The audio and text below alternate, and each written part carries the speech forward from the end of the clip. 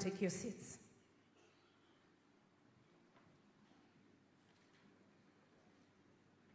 Your Excellency, the President of the Republic of Kenya and Commander-in-Chief of Defense Forces, Dr.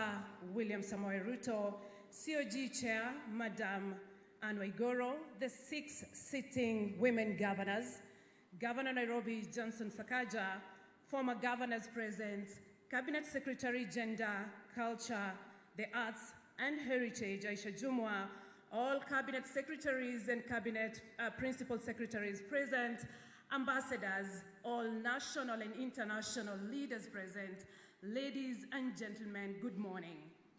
With your permission, Your Excellency, I will invite Meru Governor Kawira Mwangaza to start us with the word of prayer, and I'm requesting that we all be upstanding for the word of prayer.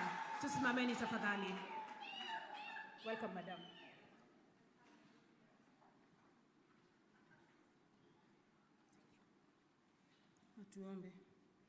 Heavenly Father, in the mighty name of Jesus, we bless you this morning. You are awesome God. You reign forever. We pray for the blessings this morning. We pray that you give us divine grace. We pray for the women leadership, my Father, as we begin the meeting. We are also praying and reminding that our number of 7 women elected governors, O Jehovah God, to increase it by thy grace to more than 24. We pray this in Jesus' mighty name. Amen.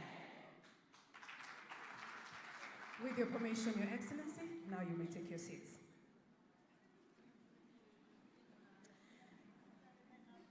I now invite Commissioner Lichuma, who will take us through the overview of the G7 strategy. Madam Lichuma, karibu.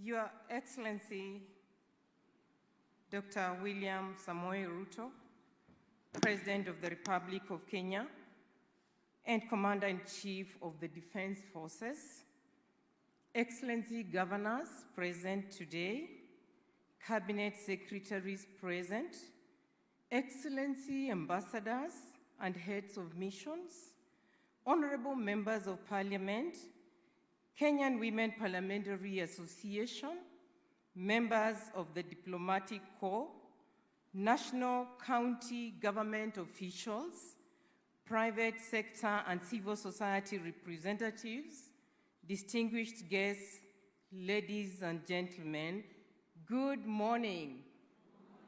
Good morning. Wamama oi. Wamama oye. Thank you very much. This is a day for the women of Kenya.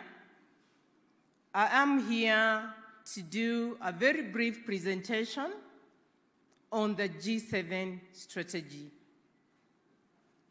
As we can see, in 2022, we managed to get 7 women governors. 2013, when we first received the Constitution, we went around this country campaigning, Your Excellency, but we got 0 women elected. It was a doom for the women of Kenya. 2017, we managed the pioneer 3 women governors. Those in the room, can we have you standing? I can see one. The 3 pioneer governors, thank you. Yes, they're there. And 2017, Your Excellency, we managed 7 governors. Where are the 7? Can we see you?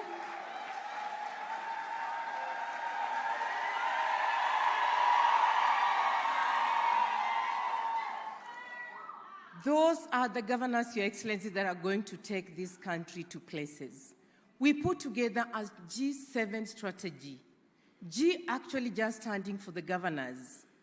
And in this strategy, we want to galvanize this country so that we see the women leadership bringing in what we desire. Quickly, I'll take just 5 minutes of the time to take you through the rationale of the G7 strategy. We hope that in this, we can enhance the participation and representation of women. Of course, we only have 7. We are aiming at 16 and more. Is that so? Yes. So we have then a strategy here that walks us that journey towards the next election. So we have 4 pillars, and in the first tier, we are seeing that we need to facilitate the retention, re-election, and transition of these women governors to the next level. Now, political figures with national influence of appeal, we can see on the platform there. And in this category, we still do not have a woman. We hope in the next election we will get a woman. Political party leadership and regional kingship is still heavily male-oriented. Parliamentary leadership, we have a bit of both men and women, and notable elected members and governors, we have both men and women, but the women numbers are still very, very limited. So the overall objective of the strategy of the G7, Your Excellency, and the members present in the room is first to enhance the women governors' political influence and leadership at the national and at the county level. Yes, they are elected at the county level, but we are looking at a situation where they also play politics at the national level. And this is a bipartisan women politician caucus. It's bringing together all the women leadership, their parties notwithstanding. The G7 are standing around those values: collaboration, partnership, integrity, equality, equity, inclusion, innovation, and professionalism. The vision is to have transforming society through visionary leadership to deliver the devolution promise. Of course, we have the devolution promise, and the mission is we're going to model women governors as transformative leaders and champions of inclusive political representation and participation. Your Excellency, members, the motto is women leadership, redefining the devolution agenda. The epitome of devolution we are seeing in the 7 women that are seated before us. Our clarion call is G7 as we have it now to G16 and beyond 16. This strategy has 4 pillars. And the first pillar is socio-economic development. How can we be the champions of ensuring economic development goes side by side with political development? We have the political strategy, and this is where we want to move the women to have more women in the political leadership. Good governance, accountability, and access to justice. And we want to strengthen ourselves as institutional capacity in terms of what we deliver. Now, we see us moving to the next level, and we have the key result areas. One is strategic leadership in gender mainstreaming, gender-responsive planning and mainstreaming and budgeting, ending gender-based violence, empowerment of vulnerable groups within society, compliance with international and regional reporting, accountability and access to justice, political leadership and representation in decision-making, gender-responsive programming, which then leads us to the role of this team. We have done the launch today as we're going to have it. We want to invest in communication and branding, civic education programs, monitoring and evaluation so that we see results of what we have, joint resource mobilization, and the G structure and organogram that creates unity of purpose in terms of what we want to do. The quick gains we look at is the post-launch dissemination of this strategy, the G7 Caucus being established, developing leadership and mentorship programs aspiring to women leadership, dispute resolution mechanisms that are strong, using an advisory council, data and statistics, looking at 2024 as the baseline, and the interagency, intergovernmental relations forums that will support this, KEWOS at the Senate, KEWOPA in Parliament, Women CS, PSS, MCS, and all the women of Kenya. What are the expectations from this strategy as we launch, members, Your Excellency? First is to provide women-led counties with development programs that support inclusive programming. 2 is to support the implementation of this program so that it becomes a reality. 3 is technical and financial support, which we'll be calling from yourselves and the partners that are in the room. And 4 is supporting capacity building initiatives, because this is where we want to be. And 5 is monitoring and evaluation. That is the strategy for the G7 that we are about to launch.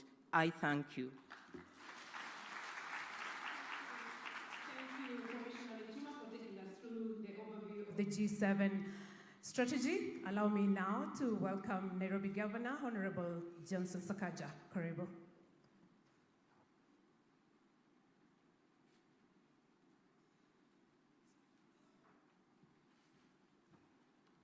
Asante sana, Your Excellency, the President of the Republic of Kenya, Excellency Governors and distinguished leaders. Allow me to ride on the protocols already established. Wamama hoe. Wamama hai. Hi, there's a bit more energy in the room. Today is a great day. Wamama hai.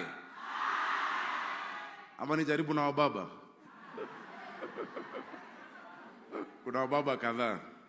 Your Excellency and distinguished leaders, it is indeed quite a privilege and honor and a joy on behalf of the people of Nairobi for us to be hosting this function today in Nairobi. Thank you for choosing the county of Nairobi. You could have done this anywhere in the country, but I'm sure you chose Nairobi not because of convenience, but because you are sure there's a governor who supports this cause in the county of Nairobi. Your Excellency and my colleague governors will tell you, starting with my big sister Anne Waiguru, whom we really look up to. You know, you've shown exemplary leadership, you know, at the Council of Governors, and you've had a long journey with you from when we worked in the National Treasury. Cecily Mbarire, you know, with the indefatigable spirit, you know, a jewel in the east of Mount Kenya. Gladys Wanga, you know, who is setting the pace in many, many respects, being the first woman governor in her region, you know, and we were together in National Assembly and worked even later together. Of course, my sister Susan, former super senator, now super governor, doing amazing in Nakuru. Mheshimiwa Achani, you know, we're proud of you. Being elected in a Muslim, you know, county, where previously, you know, religious limitations would not have had you there, and you've set the pace such that we've seen even in Marsabit now they're endorsing a lady to become governor, and you're paving the way for many more. Hongera sana. Of course, the unbeatable, the resilient, the indefatigable Kawira Mwangaza.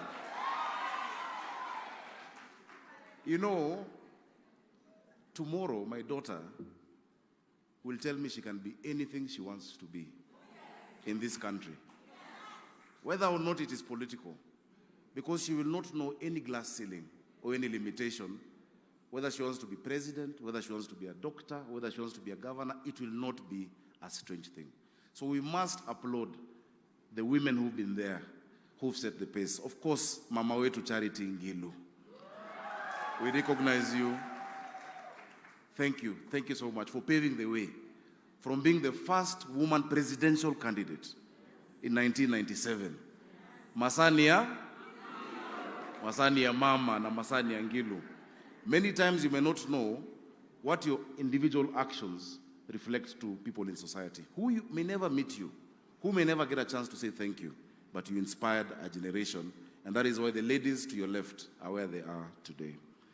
When President Obama came to Kenya in his second term, he said that when you exclude women from education, from opportunities, and from leadership, then you're only playing with half of the team. And how do you expect to win with only half of the team on the pitch?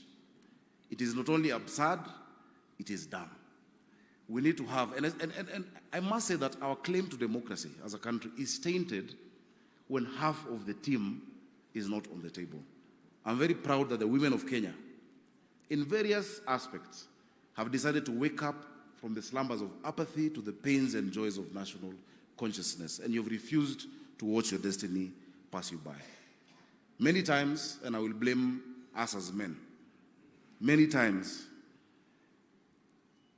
not just in politics, but even in business, but even in the corporate world, we've made it seem that the biggest obstacle for women in excelling and getting to the top is your femininity. And many times we tell you, be like a man. I want to say there's nothing that is farther from the truth. The flavor that women leadership adds is much needed. That beyond numbers and beyond budgets, your compassion sees faces. Your compassion sees people. So please don't try and say that for you to win these seats, mukue kama wanaume, jikaze kama wanaume, hapana kuwa kama mama. Because ni mama ndo tunahitaji. Nikimalizia kwa sababu wa muda, I am very happy that this G7 strategy is going to be done chronologically, starting with county 1 till 47. So by the time you get to 47, nitakuwa nimemaliza. So mkianza kuongeza idadi ya wamama, tafadhali mwanzie number 1, 2, 3, ndo mmalizie Nairobi. And we will support because, and that's on a light touch, I am a he for she champion. I have been he for she champion since I was a member of the National Assembly when I brought the amendments of what we today have as AGPO, of 30% procurement opportunities for women, for youth, and for persons with disability. I'm proud of that legislation. I was a he for she champion in the Senate, you know, not just legislating, but once, Your Excellency, there was a controversy when I led the Kewopa delegation to the CSW, and I said, issues of gender are not men versus women.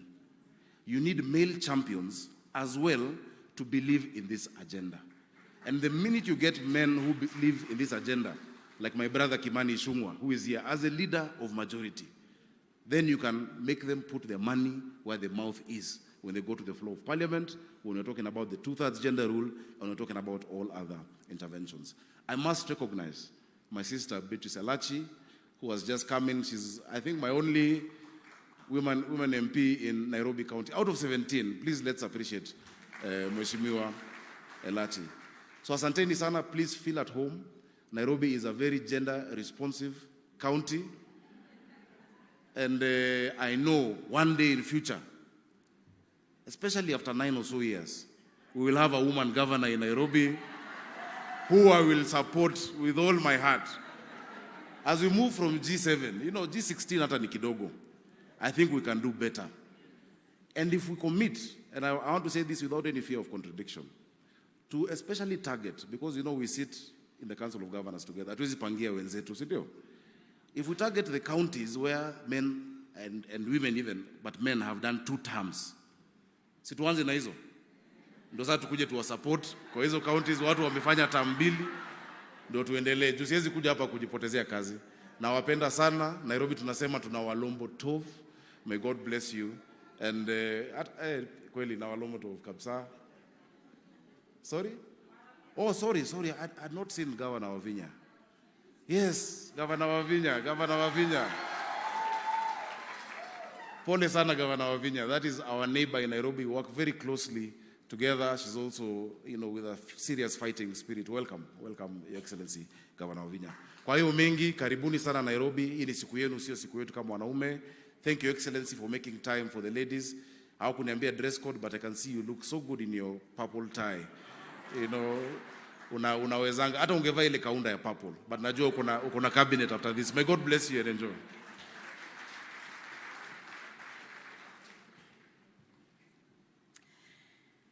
Allow me now to welcome Anne Mutavati, Country Representative, UN Women.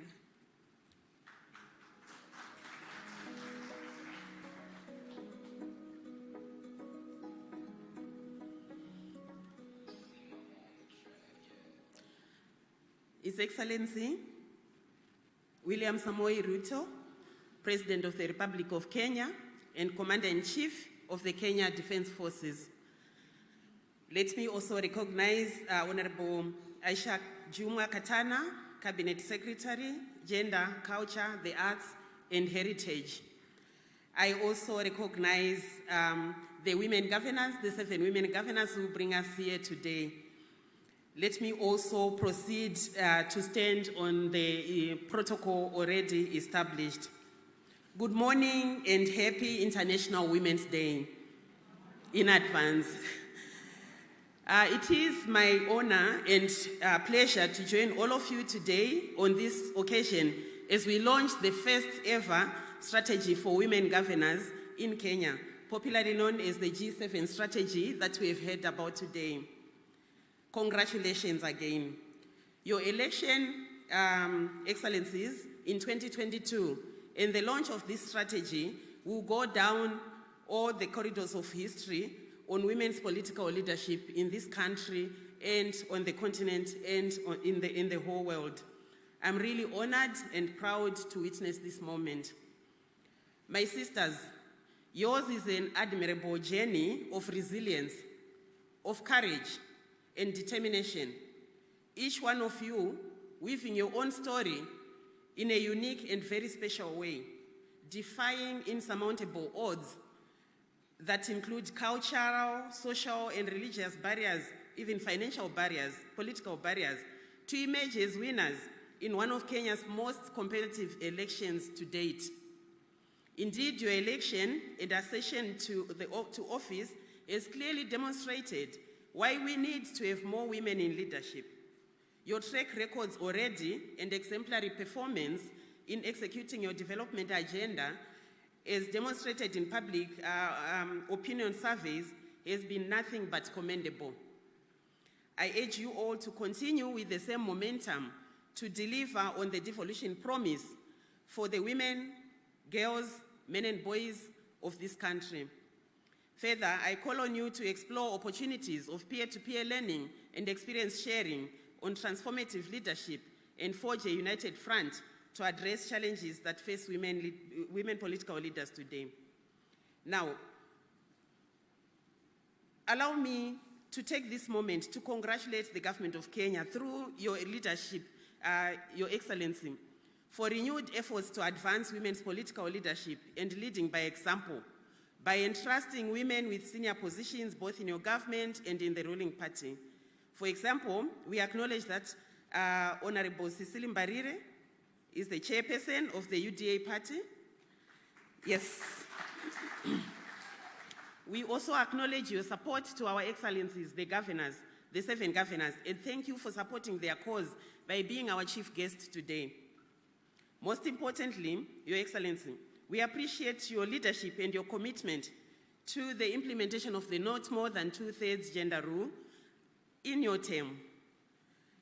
Excellency, thank you very much. As we celebrate the 2024 International Women's Day, the most perfect gift that you can give to the women of this country is to ensure that we legislate for the 2/3 gender bill, yes, which has been elusive for the past 13 years.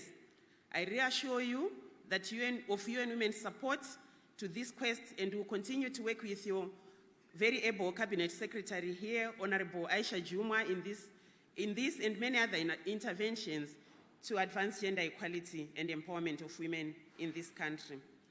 As I end, I would like to wish all of us a happy International Women's Day and hope that we support the women governors as they deliver on the commitment and promise that they are making today. Asanteni sana.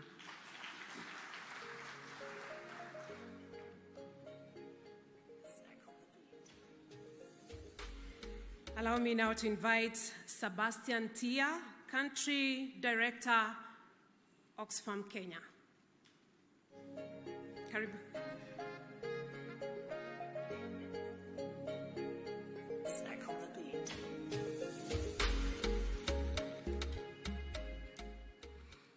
Your Excellency, Dr. William Samoei Ruto, the President of the Republic of Kenya, Commander-in-Chief of the Defense Forces, Your Excellency, the Governors, Your Excellency, representatives of the diplomatic missions, Cabinet Secretaries, representatives from the county government, civil society organizations, and private sector, distinguished guests, ladies and gentlemen, good morning. Please accept apologies from the Interim Country Director for Oxfam in Kenya, Sebastian Tia, who would have loved to be with us here today, but he sends his best wishes to the governors for the launch of this strategy. 12 months ago, when we started this journey, in a room with the governors, representatives from the Council of Governors, Oxfam in Kenya and Oxfam US, we had a vision, but we didn't know this vision would be this big. We have received unwavering support and goodwill from the different stakeholders that we have engaged, including the grassroots women that are here today. And this day would not have been possible without all of you, and we appreciate this support. Oxfam is a global movement of people fighting inequality to end poverty and injustice. In Oxfam, we put women at the heart of everything that we do, in recognition of the existing patriarchal structures, institutions, practices, customs, norms, values, and attitudes and beliefs that are barriers to the achievement of women's rights and the rights of all the people. A reality that the governors have to contend with every day as they serve the Kenyans in their different counties. We believe that a just society is not possible unless women and girls have agency over their lives, and that the society needs to challenge harmful social norms and belief systems to ensure that we fully realize their rights. And so, in our quest to achieve gender justice, we work to ensure that women in leadership positions across different sectors have equal recognition and are shaping public policy, including decision-making. We believe that women and girls face discrimination and injustice. It is both a cause and a result of inequality that drives poverty. Therefore, we focus on transformative leadership that advances women's participation, leadership, and rights. It is for this reason that Oxfam, through our work on transformative leadership for women's rights, we were honored to partner with the Council of Governors and the Women Governors and to embark on this journey of developing the Women's Governors Caucus strategy, the G7 strategy. The strategy is our act of standing in solidarity with the women governors in their leadership, to facilitate access to strategic and structured support and resources from different development partners who are here today and those that are joining us virtually, and different stakeholders to enable them to effectively execute their mandates as governors, and also challenge the existing retrogressive narratives that exist on women leadership. We acknowledge that the achievement of women's full rights is a complex and socioeconomic and political process. It demands diverse, positive, and sustained changes in policy, practices, resource allocation, attitudes, beliefs, and power relationships. Together, these changes have the potential to lead to transformed societies where women and other marginalized groups can fully achieve their rights. It is for this reason that we also take this opportunity to send a plea to all the stakeholders gathered here today and those that are joining the event virtually to extend their support to the governors, because this strategy needs all of us to come to fruition. This strategy is definitely a game changer to the political landscape of this country, and you all don't want to be left out of this historical moment. The launch is just the beginning. The difficult path lies ahead where the strategy needs to be implemented and significant resources are needed. As Oxfam, both in country and globally, we continue to pledge our unwavering support to the women governors and the Council of Governors in the implementation of this strategy. We believe this strategy is the vessel to achieving gender parity in political leadership in Kenya. Thank you very much.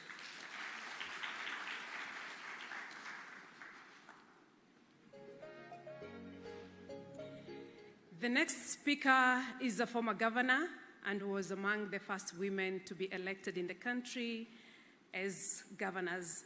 Let's put our hands together and welcome former Kitui Governor, Honorable Charity Ngilu.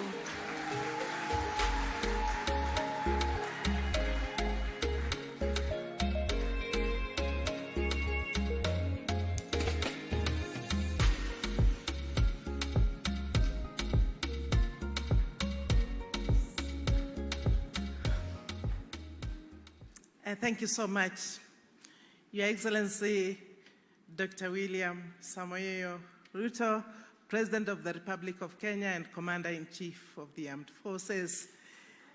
Your Excellencies, Madam Governor Ngilu, my colleague before I left, and now the Chair of Council of Governors, Madam Cecily Berire,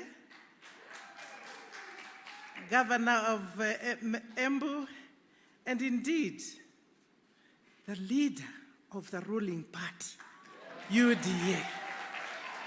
And this is what we always advocate for. Your Excellencies, Homa Bay Governor, and a person I met when you were extremely young and still in college, Your Excellency, Madam Susan Kihika, Your Excellencies, Madam Chale Wale, Your Excellencies Vavinya Ndeti Machakos, Your Excellencies Kawira Mangaza Meru, distinguished guests, ladies and gentlemen, good morning. Today is a great day for us as the women of Kenya. And really, I want to first thank Your Excellency for gracing this occasion. Being here shows how much you support the women of Kenya and how far you want them to go. For us women, when we are supported this way, we really got to take this with both hands and to make sure that this G7 that has started today and strategy being launched today can go a long way in increasing the number of women in leadership in this country. When you work with the women, as Governor Sakaja has said, if you work with half in the field, half the team, you cannot achieve as much as you should achieve. So women need to be involved in every sphere of development. And I want to ask Your Excellency Ngilu, we are talking about increasing the numbers to 16, but may I ask that we should increase the numbers to 25, if not 47, having women governors in the 47 counties will really help the president to go forward. And indeed, let's start looking at the government itself, making sure that whoever president will be there will get 50% of his cabinet or her cabinet to be women. We must not be apologetic to what we want. And I want to assure you, Your Excellency, by the way, if you have more women in leadership, they'll help you carry a lot of the work that you are doing. They will help you, and very well indeed. You'll be freer than you are today. Women, I think there is something I want to say here about politics. Something is worrying me very much. We women have seen here that we are going to make sure that we will work across political divide. All parties, we as women must come together and ensure that whatever party you are in, we will support you where you are. What for me has shocked me in the last few days is the new handshake, Your Excellency. And I thank you for supporting Baba to become the AU chair. But you cannot take him alone. He has many other people with him. He had many, many people with him. And I still need to understand, and I'll study this a little bit, to understand how this works amongst male leadership. Women don't do that. Since I haven't known how it works, I'll continue to learn how it works. For us right now today, we must make sure we increase the number of women. We go to the grassroots. Let's not leave it at the governor's level. We'll go to the grassroots level. We'll increase the number of women who are there. We'll identify them. We'll make sure that they are trained, they have got skills. We'll build confidence in them and ensure that we know the wards they are going to run. Increase the number of MCAs. Increase the number of women members of parliament. Increase the number of women governors. Increase the number of all women in their places. And of course, the final seat is the presidential seat. Don't run away from it. Women want it like yesterday. So, Your Excellency, the best you can now do, and I want to ask this for the women in office and out of the office, please help these women to mobilize resources, to get to the villages, and to ensure that women can be empowered enough. I want to say that I didn't know I was going to be asked to speak, but I'm happy you have given me an opportunity to say something. Governor Sakaja, Nairobi ni yako, lakini sioni wanawake vizuri hapa Nairobi. Tafadhali weka wanawake tuwaone. You cannot talk about he for she and we are not seeing it. You must walk the talk. And I'll be on your case. Your Excellency, and Ngilu, please, Governor, be on the President's case and make sure that we keep in on his toes to ensure that we have the numbers. I want to thank you very much for inviting me to say a few words. Please, women, young women governors, shine and shine and shine for Kenya. Asante sana. Thank you.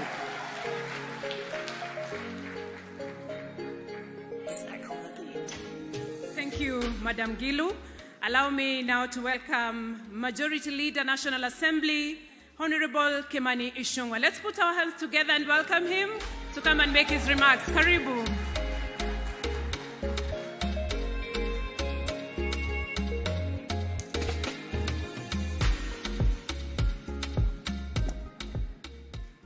Thank you, Your Excellency, the President, the G7 governors, ladies and the few gentlemen in the room, good morning.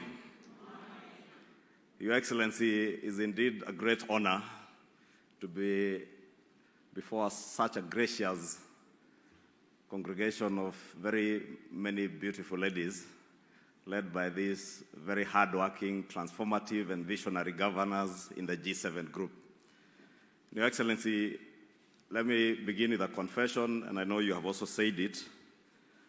At one point, I did mention to you that if we had occasion to have a referendum in this country, as we talk about G7 and moving on to G16, as the G7 has proposed, it was also my proposal that should we ever have an occasion to amend our constitution through a referendum, because it's a referendum question, we should probably have the governor's seat preserved and reserved for women.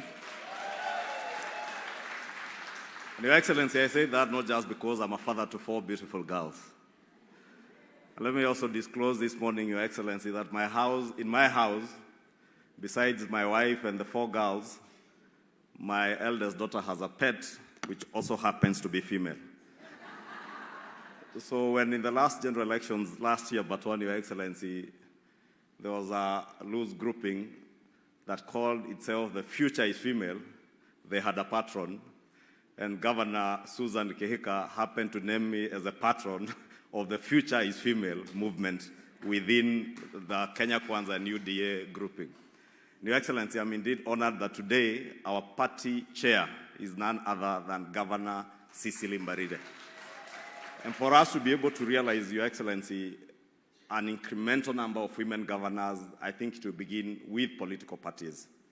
And looking at the strategy that the G7 Caucus has adopted, I think the party you lead as party leader UDA has led from the front, with chair of our party being Cecily Mbarire, and the endeavor to have more women governors must begin from our political parties. And also in the nomination of political party candidates in our strongholds, let us make sure that we nominate more women for governor seats. And I want to challenge the G7 caucus that moving from 7 to 16 is not good enough for me.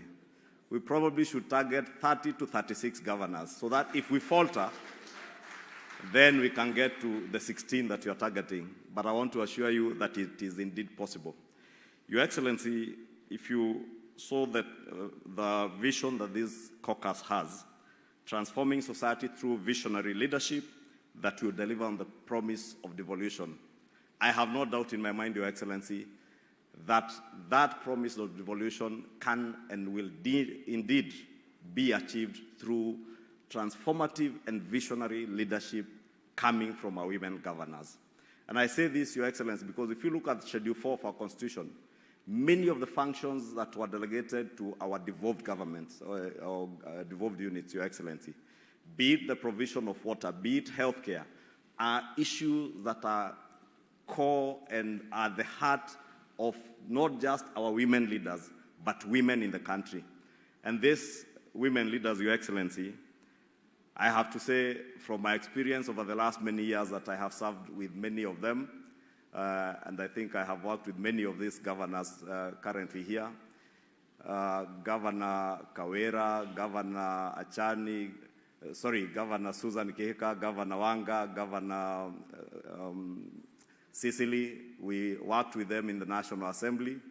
And Your Excellency, you also remember Governor Achani was a deputy governor. And many a times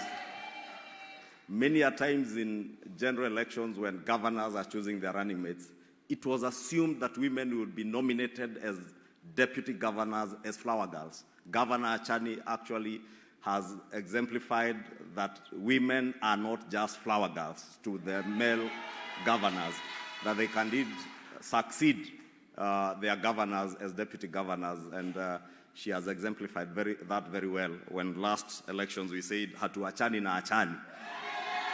And I was in Kwale, Your Excellency, I campaigned for all these women governors, and my other confession, Your Excellency, you know you are all in Kenya Kwanza, but this women agenda transcends even political parties. Governor Gladys Wanga, I must confess, I did assist Governor Gladys Wanga in the last elections, and I truly campaigned for her, even being in ODM, Your Excellency. And I know this women agenda will transcend our political party affiliations. Let us support our women candidates without looking at our political party affiliations. And I am certain, Your Excellency, it is possible to transform this country using visionary women leaders. Your Excellency, these women, I must tell you, from my experience again, I have come to discover that women leaders are less corrupt. And it is a fact. They are more caring, they are more empathetic, and definitely more loving than us, as men, with the exception of yourself, Your Excellency, because you have been the champion #1 of the women cause. And I remember in the last general election how well you supported all our women candidates, including these governors who are here, and including the Honorable Aisha Jumwa, who now sits in a very special place, advancing the women cause as the Minister in charge of Gender Affairs. And Your Excellency, in conclusion, let me assure you and assure this gathering that within the National Assembly, we will not only support those of our members in the National Assembly, and I see many of them here who are eyeing governor seats. I know Governor Sakaja indicated that it would be chronological and suggested that we should probably begin with those male governors who are serving their second term. But I want to tell you, it is free for all. Any county, whether a governor is serving their first term or their second term, those seats will fall vacant when the elections are called. Go for any seat, including that of Governor Sakaja. And I know he's doing a great job in Nairobi, and many other male governors are doing a great job, but please challenge them. Your Excellency, in conclusion, on the 2/3 gender rule, Your Excellency, you have been at the forefront, and you did share with us a memoranda in the National Assembly and in Parliament on actualization of 2/3 gender rule. I want to confirm to Your Excellency, as the Leader of Majority in the National Assembly, that in Parliament we shall do whatever it takes to actualize the 2/3 gender rule this time round. Your Excellency, I am certain we shall be able to achieve that within your administration and have the 2/3 gender rule become a reality. With those many remarks, congratulations, ladies, on the launch of this G7.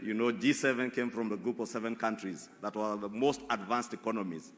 I hope these 7 governors will also lead the 7 most advanced counties in our country. And let me congratulate all of them, because I have seen, at least I have toured each of their counties, including Machakos, and Kwale, Nakuru, Homa Bay, Embu, and Your Excellency, all these governors are doing extremely well, and I must say, way above our male colleagues. And I want to ask them to keep up. They stick to their plan, and they deliver to the people. Thank you, and may God bless you.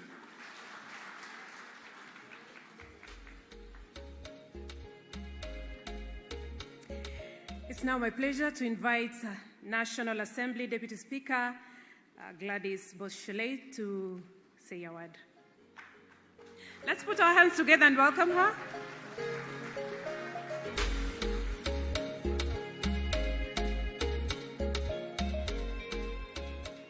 Your Excellency, the President of the Republic of Kenya, Dr. William Ruto, Your Excellencies, the governors here present, especially the women governors, led by the chairperson of the Council of Governors. It gives me great pride to be here today when you launch this amazing program and strategy. I know I've walked the journey with you and attended a lot of the meetings, and it's very timely because this is Women's Month this year. And in fact, actually, tomorrow I shall be speaking at Oxford University to celebrate Women's Day, and one of my slides is actually this slide, that I will be explaining about the great work that the women governors have done. You have seen that everyone is speaking about the great work that the women governors have done. And I'm glad that, Your Excellency, you have endorsed the fact that we should reserve the seat of governors for women. I think this country will go great places. Thank you very much, and God bless you. Asante.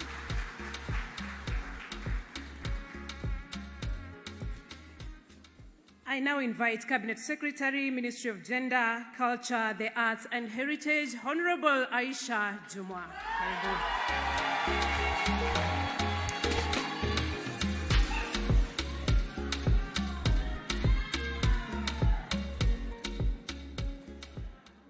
Your Excellency, the President of the Republic of Kenya, Dr. William Samoei Ruto, Your Excellency, the Chairperson of the Council of Governors and the Governor of Kirinyaga County, Honorable Anne Waiguru, Excellencies, the Governors, Honorable Susan Kihika, Honorable Gladys Wanga, Honorable Cecil Mbarire, Honorable Fatuma Achani, Honorable Kawera Mwangaza, Honorable Wavinya Ndeti. Fellow Cabinet Secretaries present, PSS present, members of the Diplomatic Corps present, UN Women Representative in Kenya, Ms. Anne Mutavati, members of the National Assembly and Senate present, distinguished guests, ladies and gentlemen, good morning. What a morning. I am truly delighted to be part of this historical launch of the G7 Women's Caucus strategy on the eve of the 2024 International Women's Day, whose theme, Invest in Women, Accelerate Progress, is so relevant for today's launch. I want, in a special way, to congratulate you, my sisters, for this noble initiative. You are true trailblazers. Your resilience, passion, focus, and tireless efforts has been inspiring to watch. Your Excellency, Mr. President, sir, I applaud your efforts and commitment towards the inclusion of women in leadership, representation, and decision-making spaces in Kenya.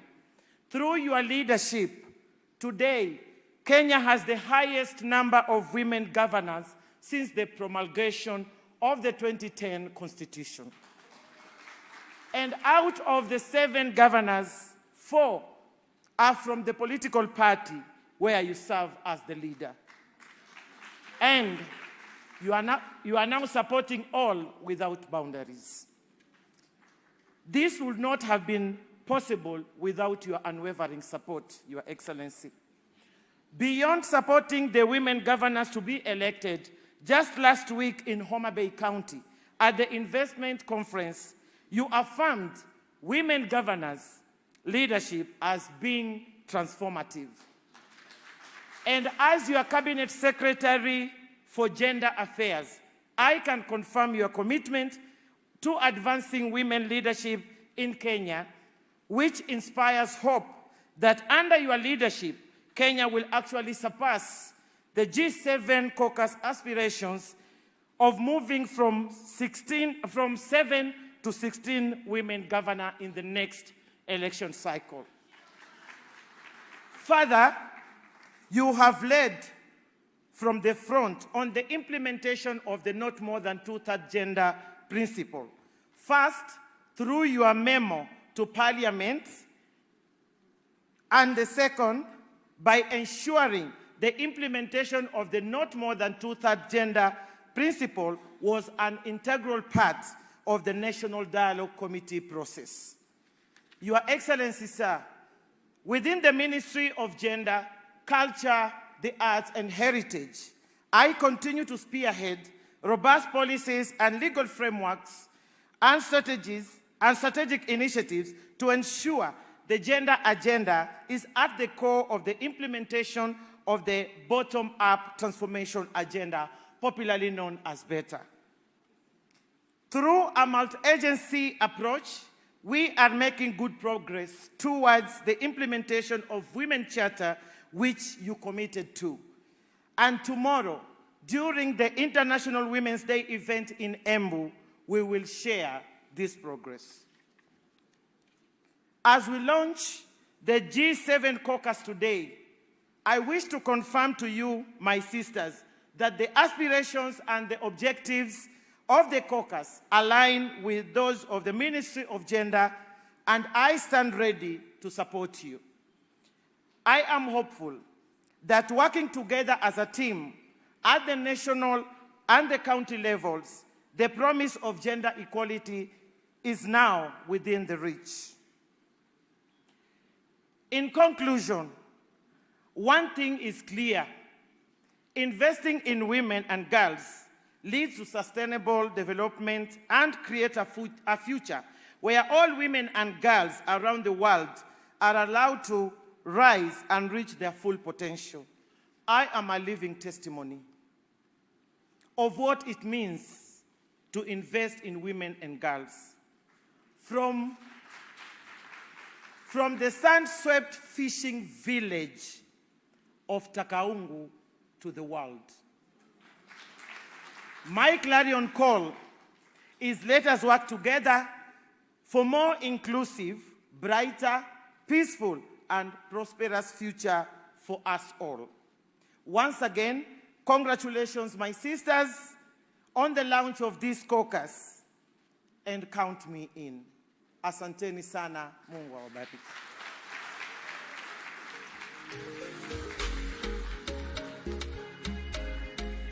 May I now request COG Chair, Madam Anne Waiguru to make her way to the stage and take over the program. Tumkaribishe kwa makofi.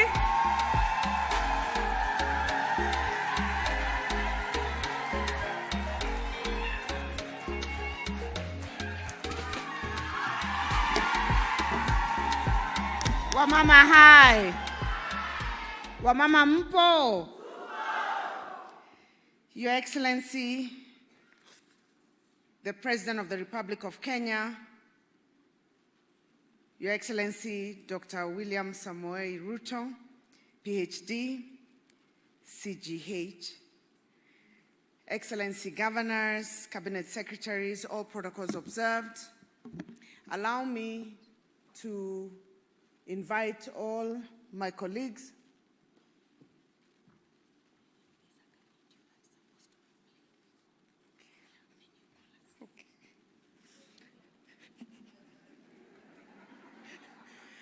Semeni woman power.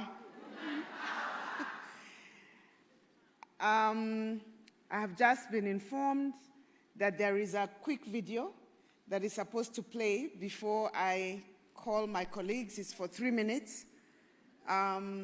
Those who are operating, kindly put the video up.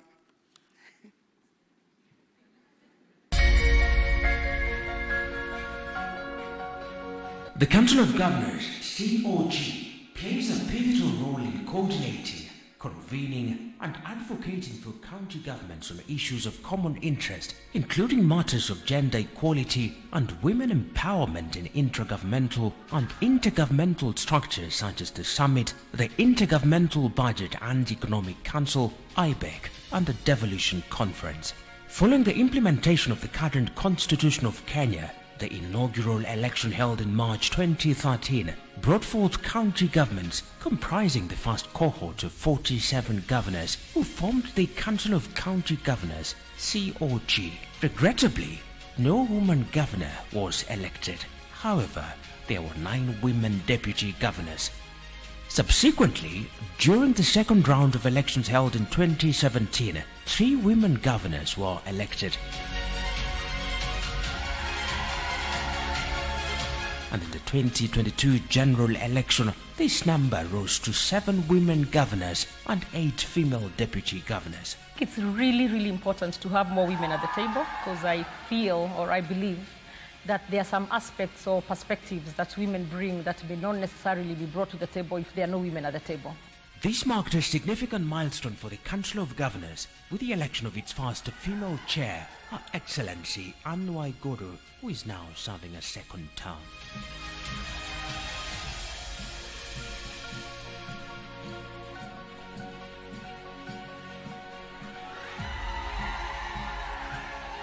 In collaboration with Oxfam in Kenya, the Council embarked on developing a strategy for the Women Governors Caucus, G7. This strategy aims to establish an influential, respected, and high-profile caucus of women governors. Additionally, the G7 strategy is designed to support female governors in showcasing the impact of devolution through transformative leadership, effective governance, and mentorship of women and girls. In this regard, the strategy is anchored on 4 pillars that are crucial to advancing women leadership and fostering inclusion. Socio-economic development pillar emphasizes the critical role of comprehensive, disaggregated cross-sector data on gender and service delivery. For us as governors and especially female governors, sitting at the decision-making table, we are to move ahead and make sure that we curb the issues of sexual gender-based violence by empowering women. We used to have so many early marriages because the girl child could not be taken to school because of poverty. And even the disabled could not be taken to school because of poverty. Recognizes that good governance is essential for progress, resting on pillars of transparency, participation, and fairness as enshrined in the Kenyan Constitution. In order for you to deliver on your development agenda and on the services that you provide to the people, financial stewardship comes first. You must ensure that the resources that come to the county are well utilized in a transparent way and accountable way that people are able to see value for money. Political strategy. This pillar recognizes that true change does not stop at increased numbers. You see, as a woman, you must have a strategy. You must know how you want to brand yourself so that you can sell yourself to the people. You must have your ideologies and what you believe in, yeah? And then stick to them. It is about creating an environment where women can not only participate, but also have their voices heard, their needs addressed, and their leadership recognized as pivotal to shaping the future of devolution in Kenya. Anytime a woman tries or thinks about joining politics, you must be prepared and be focused, because you will face a lot of challenges, you will face a lot of hurdles. You must be focused. As for me, I was so much focused that even after a lot of hindrances, like impeachments and what have you, I still had a vision and mission about the manifesto and the promises that I made to the people of Meru. Institutional strengthening recognizes the necessity of capacity building at all levels for the Women Governors Caucus to fulfill its mandate, including investing in institutional, organizational, and individual staff resources. With regard to engaging in training and capacity building, it's very critical for good governance. If you're going to mentor, or if you're going to transfer skills, if you're going to have efficient and effective institutions, training and capacity building has to be a continuous thing that you do. Additionally, mentorship is highlighted as a key strategic imperative for the development, progression, and empowerment of women leaders. Transformation is a powerful word. It's not change. You can change without discomfort. But when you want to do transformation, there will be resistance, there will be discomfort, there will be, people refusing, and you need courage to transform. And what is needed in our country is really transformation, where people can't recognize what they left. As the G7 strategy unfolds, the journey towards gender equality in governance is ignited. A new chapter in Kenya's political narrative, one where women's voices are heard, their contributions valued, and their leadership celebrated. G7! G7! G7! Our clarion call is G7 to G16.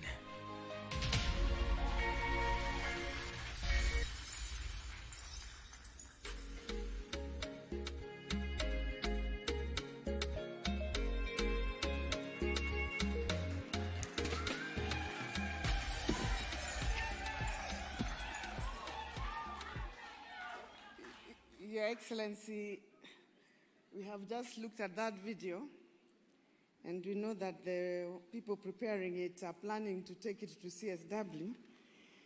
But we have seen some of the shots. Some of us were not looking like we were in a moment of jokand and brouhaha, considering we were in Homa Bay. So we are going to be requesting that video be redone just a little bit when we look a little bit more vibrant. But you've seen what the G7 is about. Allow me, Your Excellency, very quickly to request all my colleagues to come in front. We will not take more than 10 minutes. Makofi, tafadhali.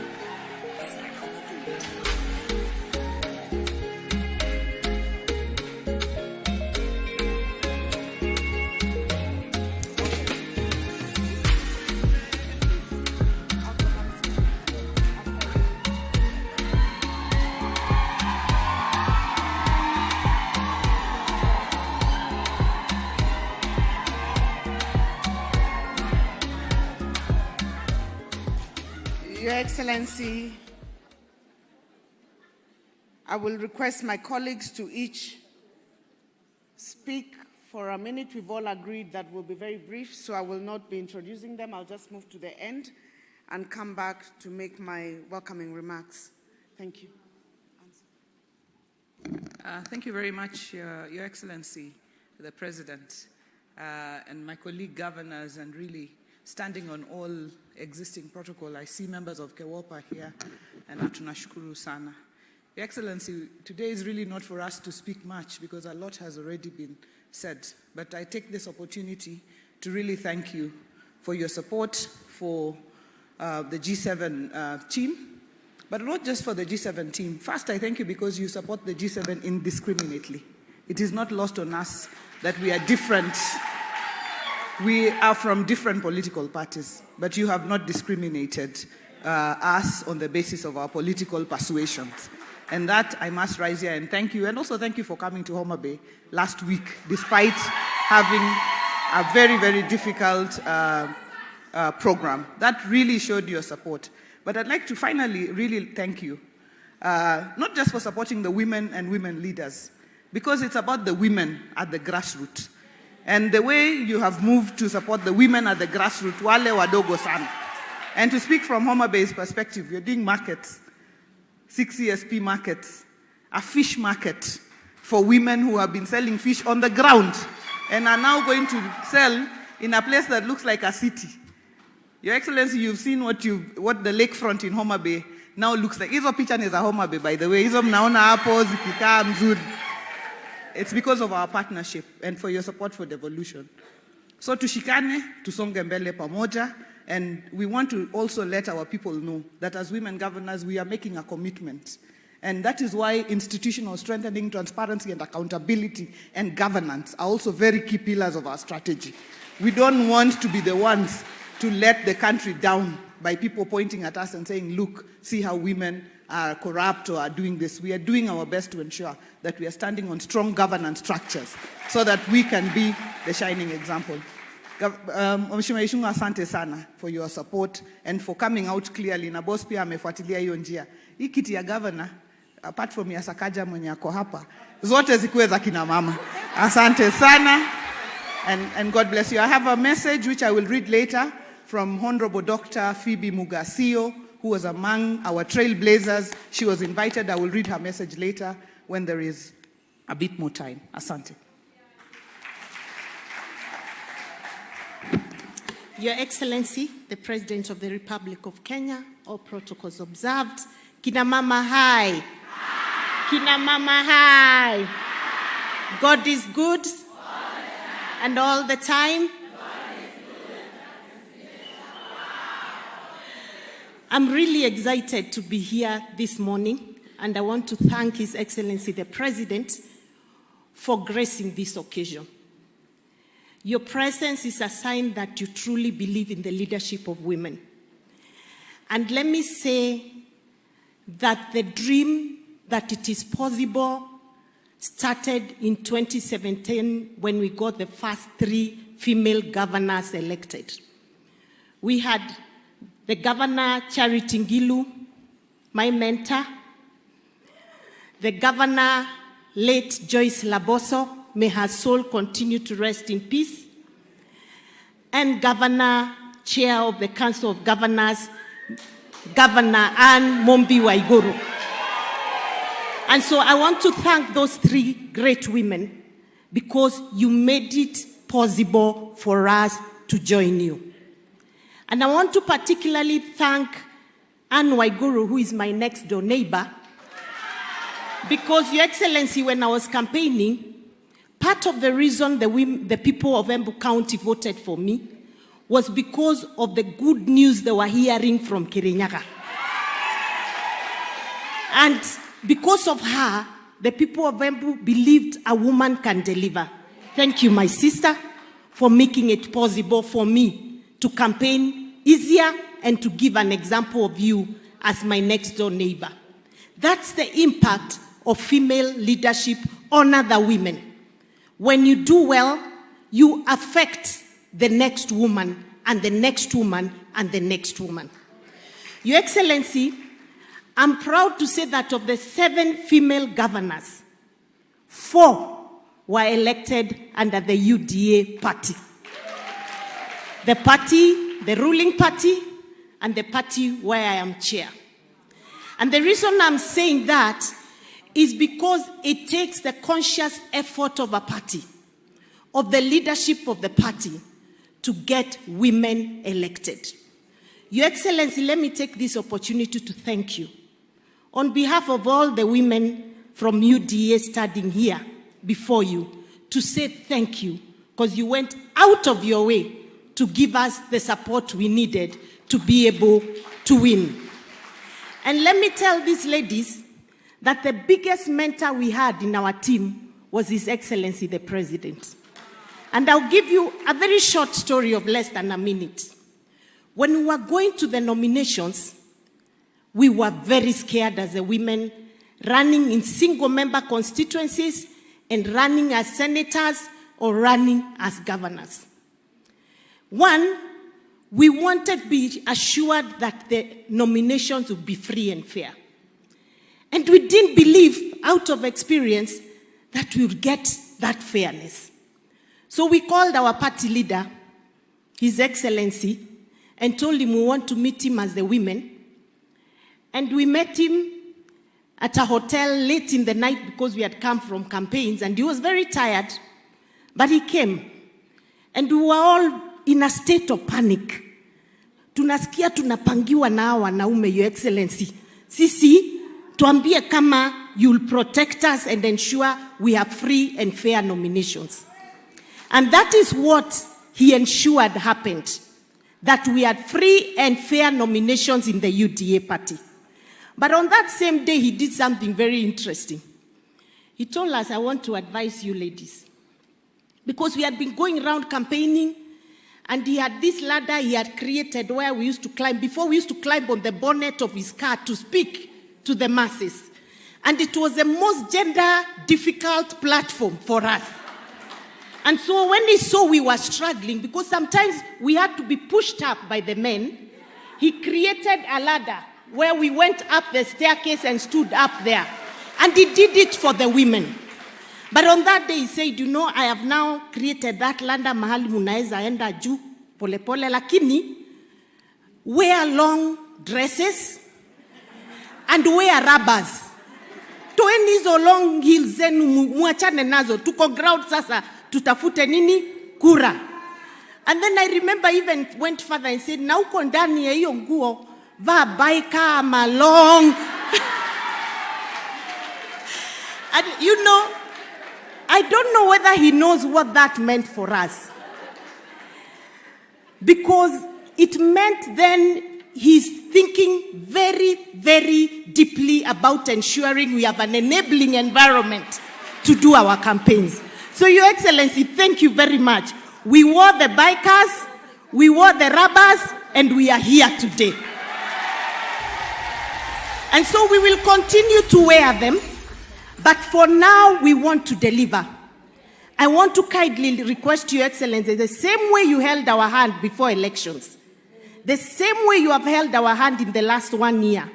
I know sometimes you get pressure from men asking you, kwa nini kila wakati tunakuona umeenda Nakuru? Kwa nini unaenda Homa Bay? Kwa nini unaenda Kirinyaga? Kwa nini unaenda Embu? Kwa nini unaenda Machakos? Keep coming to our counties, because that's the only way we will come up. May God bless you, and may I take this opportunity to kindly request champion number 1, my brother Kimani Ichung'wah, the 2/3 gender rule. Under the NADCO discussions, we approved the work of our great CS, Aisha Jumwa, who's done an amazing job. Please clap for her. Please, please, my brother Kimani Ichung'wah, support us. Make sure we deliver the 2/3 gender rule under your watch, and we'll be very, very happy. Finally, you're all welcome to Embu County tomorrow for the celebration of the International Women's Day tomorrow. Thank you very much.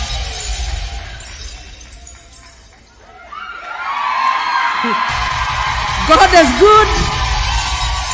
God is good. And all the time. Wamama high. That's a bit low. Wamama high. Your Excellency, I'm really so excited to be here this morning.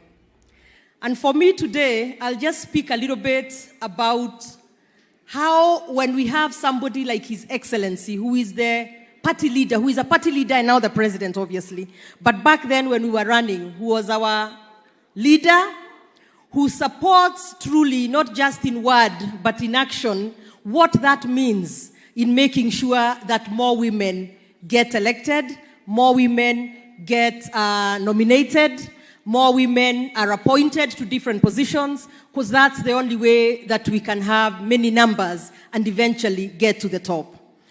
Very quick story, Your Excellency. Let me tell them. His Excellency was that one big brother, like you had say to us. So some of us woke up and decided we wanted to run for governor.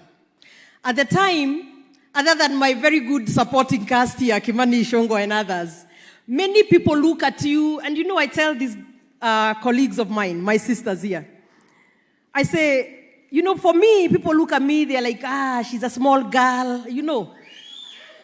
You get? You know, so sometimes, you know, let me tell you an example. There's a time when I first started into politics. I've always been small by nature. And then I wanted to run for MP. And my dear mother gave me her driver to take me because I was new in the country and I didn't quite know the boundaries. So I walk with this driver, he's big and me, I'm small, and we walk into a room and everybody say, Mheshimiwa, Mheshimiwa, to my driver now. I mean, so it's always been that kind of thing. But this is what I wanted to say when I say that. His Excellency the President made sure that he wanted to really help us until we got to the finishing line. So every month or so, we would do polling, Your Excellency. Let me just reveal that a bit so they know what it takes. We would do polling in our areas and you would have your numbers projected, how you are doing, and we are in a room full of people. You know where people sometimes look, everybody looks down, they don't want to look at your face because now you're trailing this week. And one day His Excellency told me, Susan, I don't want to see you in Nairobi again. Go to the ground and live there. And he told me, you buy rubbers, and if you don't know where to buy rubbers, I will buy for you.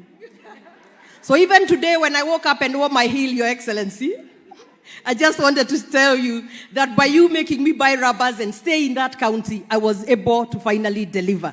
But saying all that to say, you really are so supportive that I wish and I pray that everybody around us, all of us women here who want to run, can get that kind of support. And I want to say that we, even as we begin this G7 and now to G24, and I'll reverse myself there on the G16, I pray that for you sisters, whose hands you want held, that we shall be up to this task as we work hard at retaining our seats, because we also can't increase by reducing our numbers, other than our governor here who will go a bit further up because she's a second-termer. I just want to tell you, my sisters like Mokami who are here, Haika, you know your governor is a second-term governor. Haika, wale wote wanataka kusimama. Ni wengine wangapi before I get beat up? There are many. They are there, over there, my sister there, deputy governor now. So there are so many. So we want to tell you that here you have a sisterhood. People who have been through what you will go through, because it's not easy. It is, by the way, when we say the president has really been there for us, Your Excellency, allow me just to embarrass myself a bit here today. Many times we would go, personally, you know you see me as a strong woman, but I cry a lot. I think, Anne, you also do too. There's a few of us who cry often. So every time we have issues, we go to the boy, you know, he doesn't know how to deal with us when we are crying. So he just helps us. And what I'm trying to say is do not be embarrassed to be a woman, because that is who you are.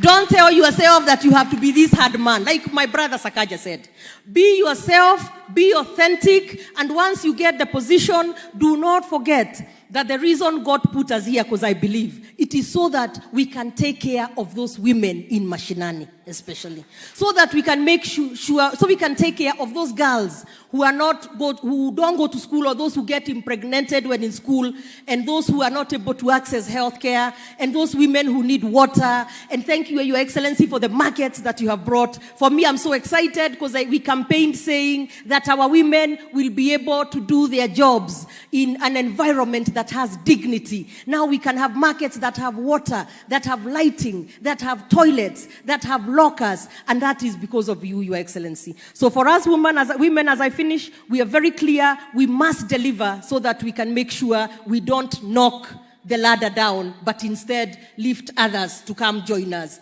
at the G24. So now as I finish, because I did start a very small tagline there, let me redo it.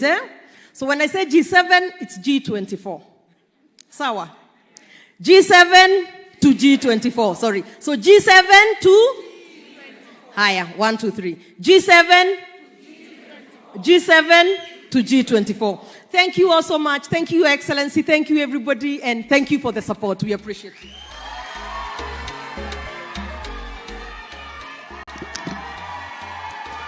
Thank you very much, Your Excellency, the President of the Republic of Kenya, Madam CS, fellow governors, Majority Leader, National Assembly, all protocol observed. Good morning. It's my pleasure to be here today, and I must say I appreciate His Excellency, the President. He came to Kwale several times to campaign for me. And here I am, the first female governor, Muslim governor in the country. Thank you very much, Your Excellency, for supporting the women of this country. And I want to assure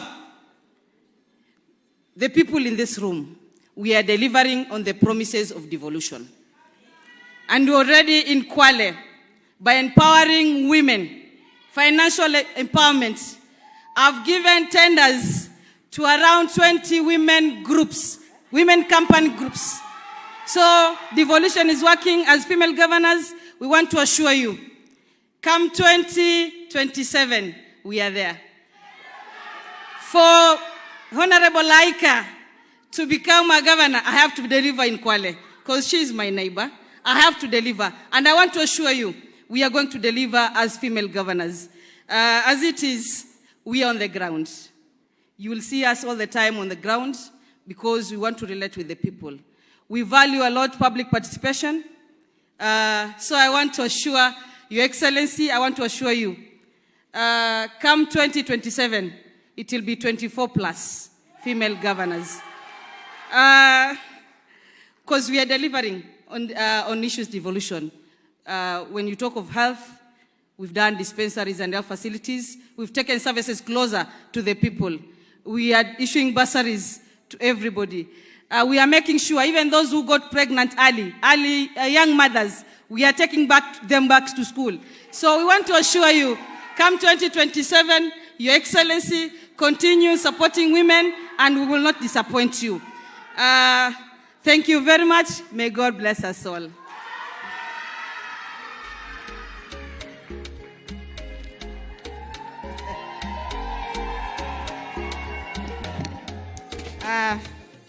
Your Excellency, the President of the Republic of Kenya, William Samoei Ruto, my fellow governors, na Wakenya wote, amjambo. Amjambo tena. Bwana Yesu asifiwe. Asifiwe tena. Assalamu alaikum. Your Excellency, we are here today to launch the G7 ya kina mama wale walichaguliwa kama magavana. Kuchaguliwa mama kama gavana sio kitu rahisi. Some of us tried for 10 good years to be governors.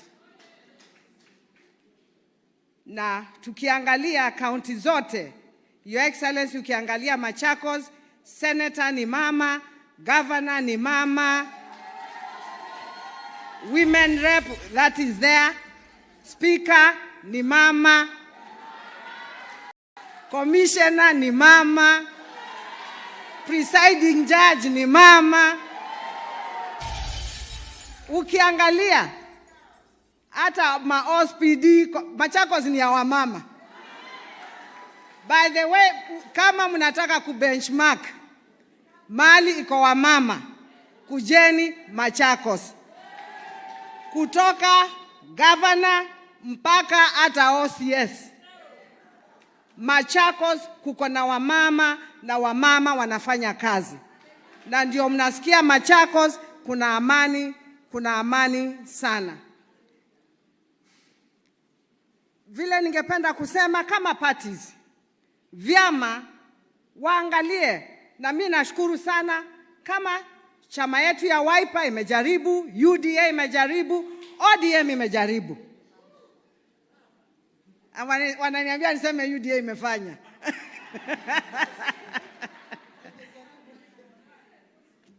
Kile tungeomba sasa ni kulete wakina mama katika vyama na kuwapatia vyo katika vyama. Mnajua mkitupatia kazi sisi kama kina mama, as we are always there to deliver. Kwa sababu ile kazi tuko nayo, sisi ni kazi ya kufanyia wa Kenya na ile nyingine ni kazi ya nyumbani kwetu. Sisi hatuna mambo mingi. Kazi ni mbili, kwa hivyo akina mama wakisapotiwa tutaweza kuendelea vizuri. And we will support women empowerment in economics, social and political sphere. Na tukifanya hivyo sisi wote pamoja tutaweza kuendelea. We will also, we as G7 and even our political parties and our president here, we will promote policies that will drive women inclusion in business, education, and leadership education. We are not just looking at politics. We have to look at business, education, and leadership opportunities. Tukiweka kina mama kwa hiyo mikakati yote, tutaweza kuendelea vizuri. Na nimalizie na kusema, never apologize for being a woman. And a powerful woman. Each time a woman stands up for herself, she stands up for all the women. Embrace confidence whenever you go. A confident woman is a beautiful woman. Asante sana, Mheshimiwa Rais. Nikimalizia, you know we have unfinished business with you in Machakos. We have unfinished business and we have to deal with that business. Ndio Kenya iweze kufanya nini? Kusonga. Asanteni sana, Mwenyezi Mungu awabariki.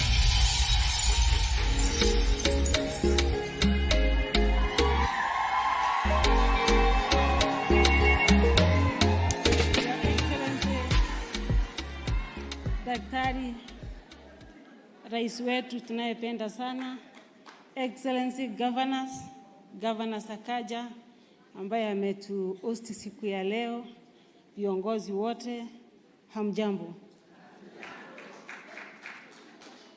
Your Excellency, kwa hawa mama wote ambao unaona hapa mbele, I'm the only governor ambaye alipewa nafasi ya uongozi akiwa independent candidate.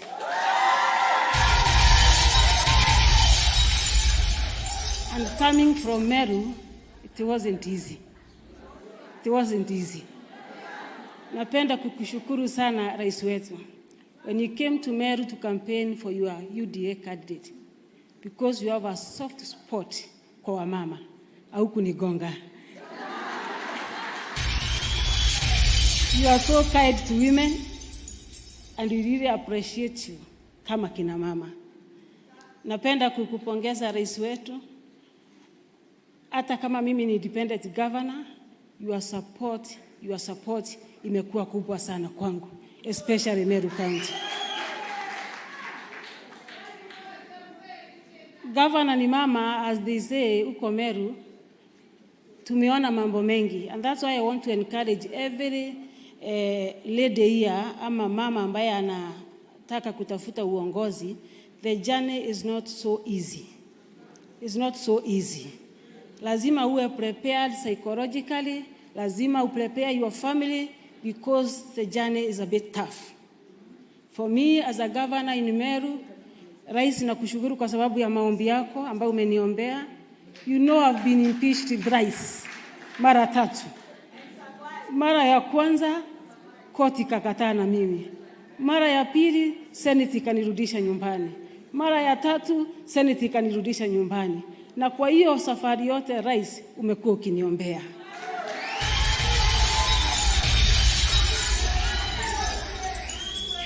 You must be tough kwa hii safari.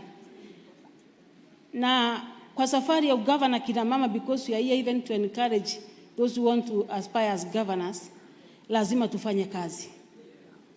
Lazima tufanye kazi. Na kazi ndio imenisaidia mimi kama mama kutoka Meru nipewe nafasi ya uongozi.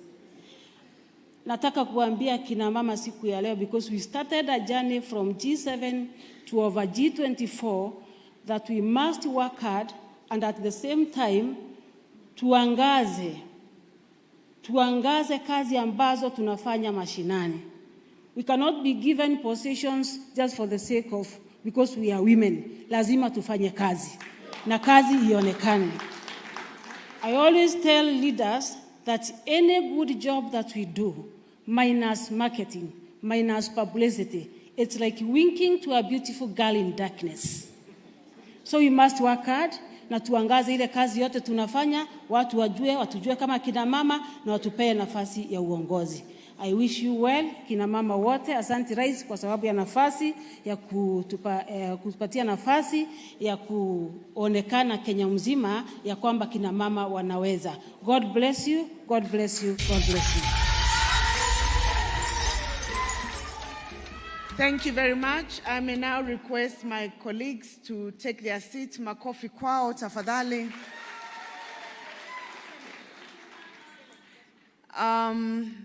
I would like to give this opportunity to the Vice Chair of KEWOPA not to give a speech, but to recognize the members of Parliament who are here, who will just stand up and you can recognize. Kindly do the same for both the members of Parliament and the members of Senate. Honorable Beatrice Elachi. Thank you, Your Excellency. Your Excellency, the President of the Republic of Kenya, riding on all protocols observed, I would wish to just request my fellow colleagues to just stand both from Senate and National Assembly.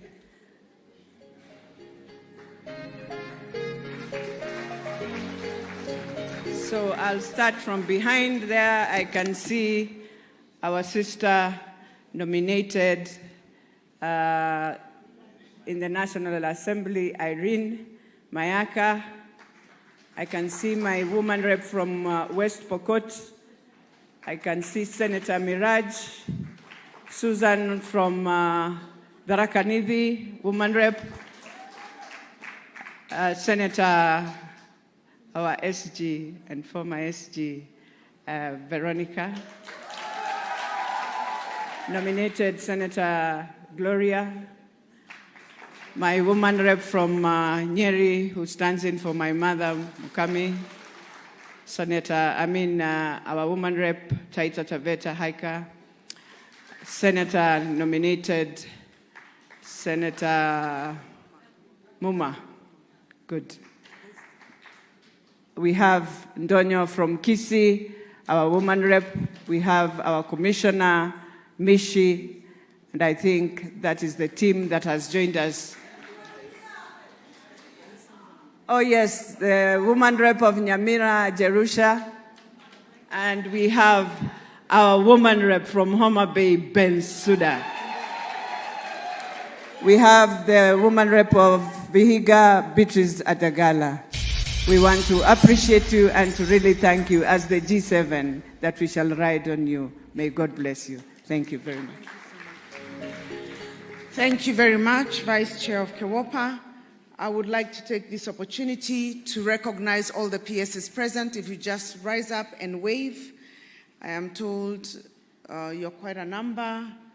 I may not know you by name, but feel welcome. Welcome and thank you for honoring us. I would also like to request all the members of the County Assembly, MCAs from the various counties, to kindly stand up and wave, and I think they make the majority of the teams here. Kindly clap for them. Thank you very much. And finally, I would like to recognize the deputy governors, female deputy governors who are here. I think the ones who are here are female, not that I'm leaving out the men. And I will just call your name and you wave.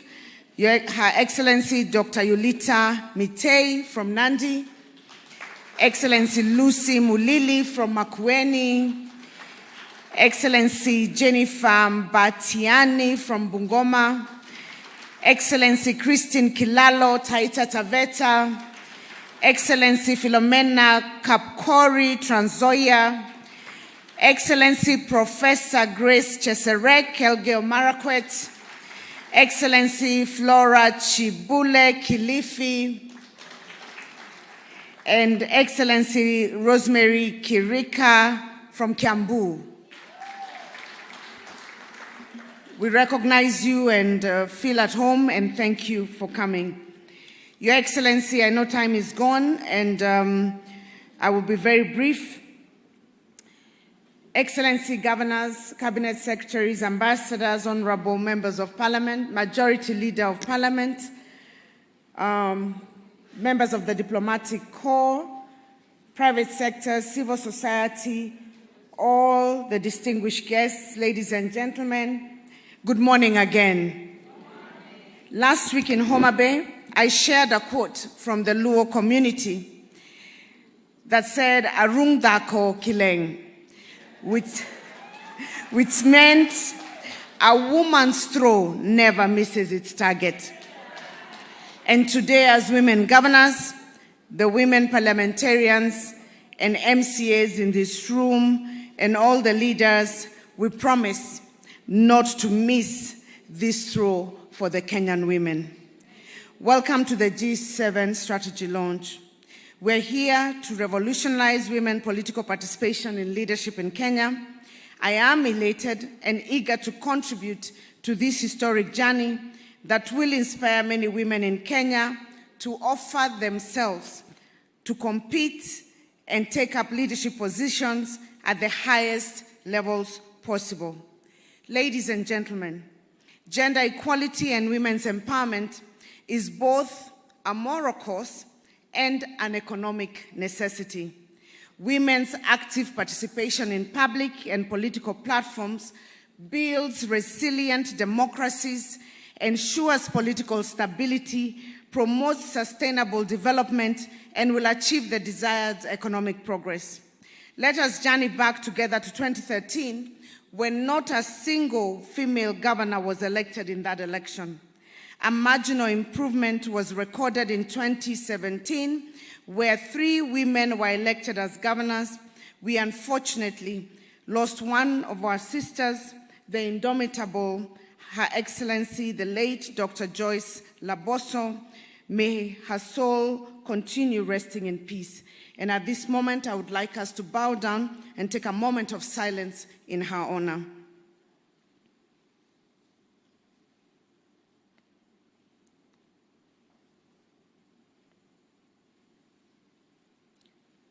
Thank you. Today, the G7 reflects progress in women's political leadership as CEOs of county governments. Ladies and gentlemen, the G7 strategy is designed to accelerate equal and inclusive representation in decision-making and to model efficiency and accountable governance, as my colleagues have said. The strategy aims to showcase the transformative leadership we strive to deliver on the promise of devolution, while serving as a positive example to younger women or older women seeking access to leadership. The strategy also embodies the values of collaboration. I'm sure you have seen, when you look at us, you can tell that we are friends. We meet, even when we are not at work. We share.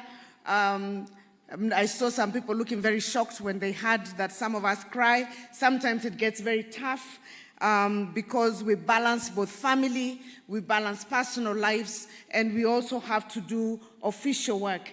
We pull together collaboration. We also have accountability, inclusivity, equality, and empowerment that define Women Governors Caucus and that exemplifies transformative leadership. We share lessons. We learn from each other. I learn from Gladys Wanga, even if she's 1 year old. They learn from me. I learn from Susan. Everybody has something to give one another. And we sit down and say, how did you do that? Let's share your plans with me. Can I have that so that I don't have to start from the beginning? And we hold each other's hands, hoping that this will showcase women leadership to be exemplary and therefore motivate many other people to elect women leaders. Our goal is to increase the number of women governors from the current G7. It's not just a story. We're not just sitting here having this conversation and then going back to our homes. We have a strategy cut out for the next 3 years. For those of us who will not be running for a third term, because I'm not allowed by the Constitution, I will be dedicating my time to campaign for women potential governors who have been chosen by their respective parties, to work with them, develop strategies for reaching out on the ground to ensure that we actually increase this number. We will be, all of us, in New York in the next 2 weeks, fundraising for support and getting technical support as well for each of the counties and also for the counties that have potential women leaders. So how do we achieve this increased number in the next election? One of the biggest issues will be mentorship. It is incredible to be surrounded by many smart, dedicated women who are changing the landscape of leadership. And all of us will be giving our time, even as we run for office a second time, to mentor others who are coming up. I would like to just share one thing that I learned from Governor Ngilu. It's something very basic, but I came from technocrats. I did not know anything about politics. I had no clue about politics. I just went in there. And I remember when we were going around campaigning for women and 2/3 gender, one day we were in Kakamega, I think, and we were sitting, and of course, because I was amongst the youngest politicians, so to speak, I was still very conscious, and I think even Wanga was there. We were trying to find seats, and I had managed to find a seat because I came very early. Being a technocrat, you know, you're told 8, you are 8 seated. So I had a seat, but some other men came, big men, powerful men. And so I was very intimidated, and I was a governor, mind you. I stood up to give a seat to a man. I'll never forget Governor Ngilu. She dragged me back down and told me, never ever give up your seat for a man. Governor Ngilu, I learned my lesson. I have never again given my seats to a man. So one lesson I learned from Ngilu, very basic. She told me, never ever. How can you do that, you know? And I realized I'm a leader, an equal leader, just like the rest of them. But because they make you feel they've come with a lot of support, you know, we don't come like the women don't, at least none of us do that. We don't have like 7, 8 bodyguards pushing everybody around. If you come, I don't use a front car. Is it called lead car and sirens? And I don't think any of the women governors do those things. So it's very easily that when the others who come can easily intimidate you, even when you're at peer level. But we are saying we want to show a different kind of leadership. We want to show a leadership that has an impact on the ground. We want to show why devolution actually happened, that women can lead and can deliver. And this is not a threat to the men. For me, who is the chair of the council, they know I beseech the second-term governors. Please, second-term governors, support women candidates, because you're not running again. And there are women candidates who can make it in every county, we believe. It is our duty to encourage more women to aspire to political leadership, and not just political leadership, as Governor Sakaja has said, but also leadership in general. We will be localizing this strategy, starting with the 7 counties. We are going down, and also now the counties which have women deputy governors kindly volunteer to work on localization, and where we have women potential. Your Excellency, I personally am looking forward to the day, and my colleagues know this. I'm looking forward to the day, Your Excellency, I will say like Sakaja after your term, that this country will have more than 1 maybe 2 women or 3 women presidential candidates competing against each other. Inawezekana haiwezekani? Inawezekana haiwezekani? Amongst these women here, they come from different political parties. Why not?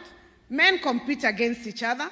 We saw President William Samoei Ruto competing with another in not so long a time in the future. We are hoping that from G7 to G24 to even higher, not just deputy, prime minister, but presidents, there will be a time, like one country I know in Europe, where this issue of handshake will be between Governor Ngilu, it will be between women leaders. A presidential candidate woman who has won in Kenya, and a leader of opposition who's a woman who lost. And it can happen in Kenya. But we have to see it, we have to believe it. And we're not saying it because women are just women. We're saying it because any woman who has aspired and has risen to the position of governor or leadership in the National Assembly, that woman can aspire to lead this country. We don't know where that will come from, but it is my belief, and I look forward to a day when that will happen. And I will say, like Sakaja, I support my president, yake ni 10 straight. Hiyo tulisema, si ndio? Lakini tumemwambia akitoka tu hivi, hatumpatii promise ya mtu mwingine. Tutakutana kule, kina mama watakuwa wamejipanga sawa sawa. Your Excellency, wamama hai, wamama mpo, mnaweza ya mwezi, mtajipanga ama mtajipanga? Tunaambia President William Ruto 10 straight, si ndio? Hiyo hatuongei. Lakini tukitoka tu hivi, Your Excellency, tafadhali hivyo umetushikilia mkono, we are looking up to you. We are hoping that up there shall be competition. Many of these women will present themselves, and may the best woman at that time win. Your Excellency, ladies and gentlemen, as I conclude, I leave you with the contemplative words of trailblazer Margaret Mead. She said this. She said, "Never doubt that a small group of thoughtful, committed citizens can change the world. Never doubt. Indeed, it's the only thing that ever has changed the world." So never doubt that a small group of 7 women governors who are thoughtful, committed, capable, inspired, dedicated, intelligent, beautiful, hardworking, and an example and role model to many, never doubt that those 7 female governors can change the Republic of Kenya and indeed the world. As you've heard, indeed, it's the only thing that ever has. May those who participate in the advancement of women in leadership agenda and the G7 members transform this nation. Asanteni sana.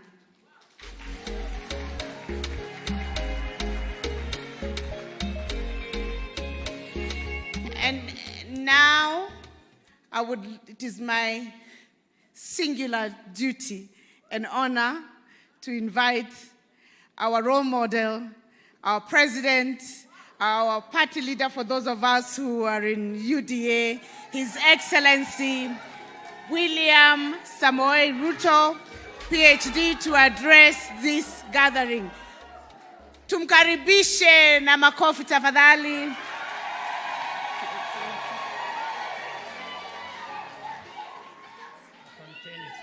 Tafadhali tuketi. Asanteni sana. Thank you very much.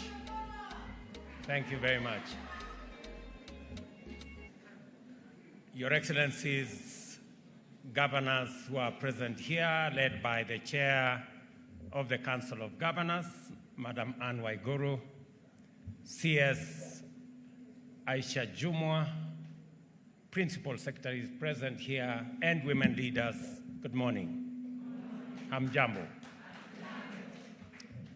It is a wonderful morning for us, and for me specifically, to be here this morning to participate in this very important event.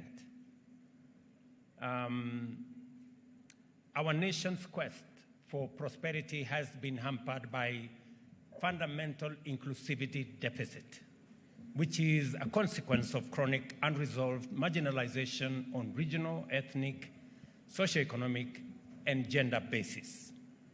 We have resolved as a people to implement a bottom-up economic transformation agenda, not only to address these shortcomings, but also to build a nationwide, all of society, multidisciplinary, multi-sectoral, grassroots to capital coalition of Kenya's women and men, both young and old, and of all walks of life, to make up for lost time and to deliver shared prosperity within our generation. And that is why I purposely came for this event, because it speaks to the heart of what we need to do together as a people. Kenya has been making steady progress in many sectors for many decades now.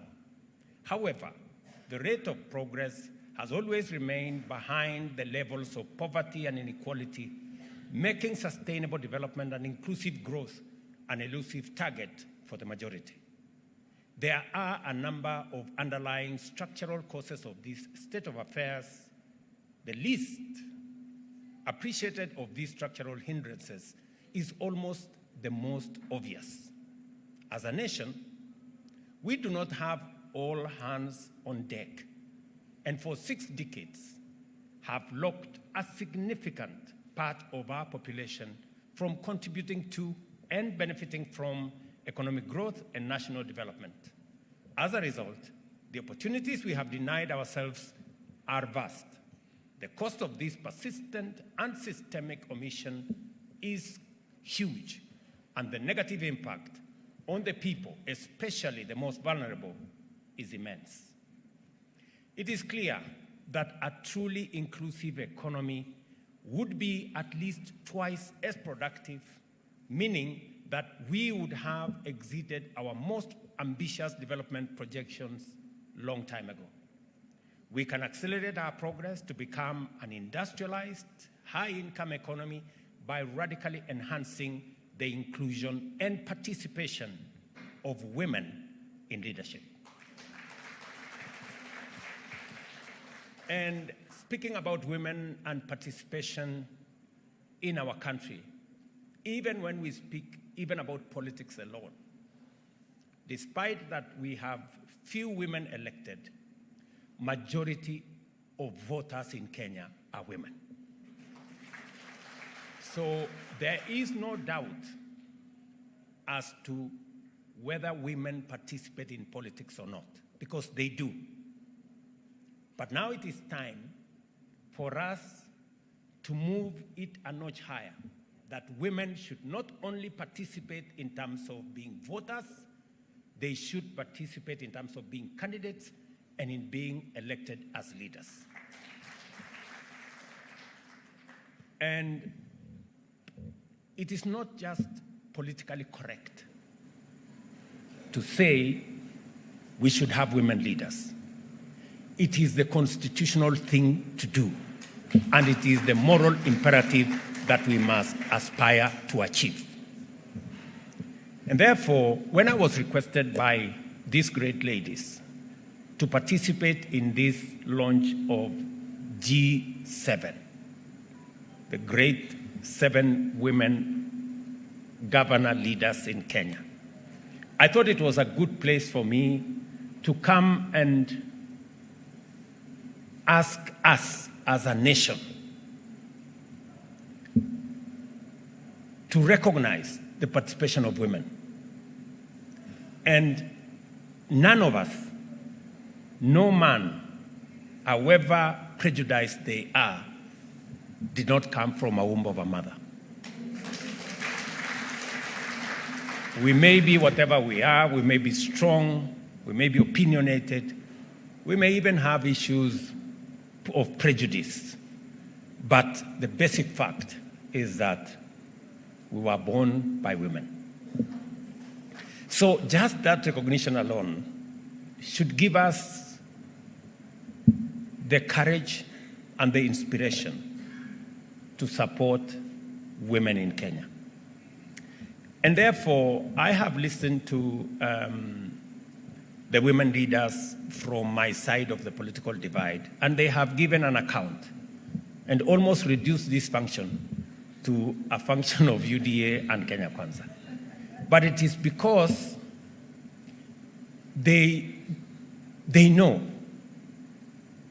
that it takes courage, it takes a lot of support to get matters gender appreciated by our society now.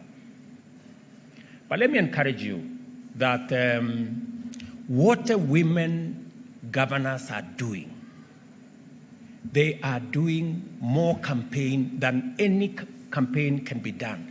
In the good job they are doing in their counties, they are not only inspiring other women to be leaders, but they are making it easier for the country to elect women the next time round. So, Your Excellencies, governors who are women in our midst, you owe it to the women of Kenya to shine. Because in you shining, you encourage the country to vote for more women. And I am very proud of these women, great leaders. Anne Waiguru seated here. My dear sister says, Barire, who is here, Gladys Wanga, Susan Kehika, Fatuma Achani, and Kawira Mwangaza, and of course, Wavinya Ndeti. These women, and allow me to say that, have demonstrated great integrity, understanding of what they need to do. And I have always gone out of my way to facilitate them, to support them whenever I can. And I want to promise that that is going to continue. That is going to continue. I know that some of the accounts they have given. Let me say three things. Number one, women are very reliable.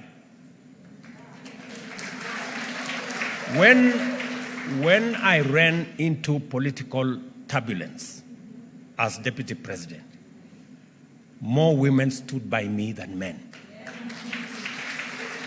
in my team. And that is a fact. In the last election, for some reason, more women voted for me than men.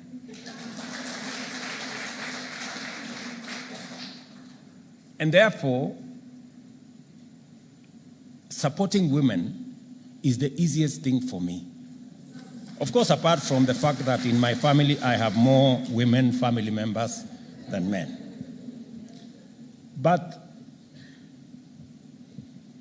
I know sometimes I have, whenever I speak to the leaders in my corner, sometimes in the process of mentorship, you have to tell them some hard facts. I remember Susan, one time I called her and I told her, listen, Susan, I am listening to you and you are not persuasive. You know? I want you to rehearse your text. Don't leave home before you know what you're going to say in a political rally. You know, even if it means you have to cram 3 things. Say something about agriculture. I had to take her through lessons, this girl, because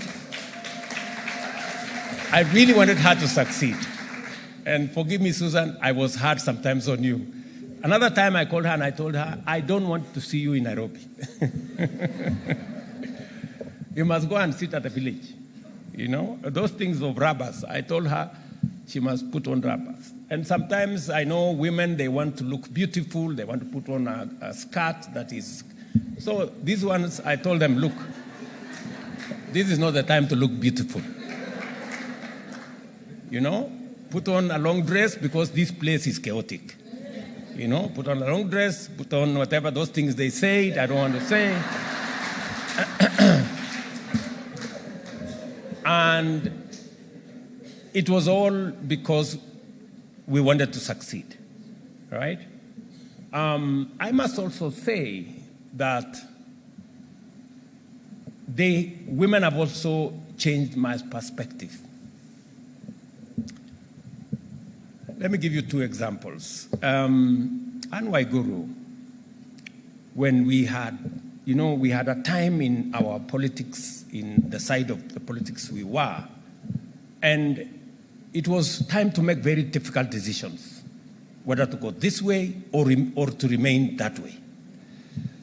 And among the people who made decisions that, confirmed to me that women are brave is the decision Ngilu made to join our team.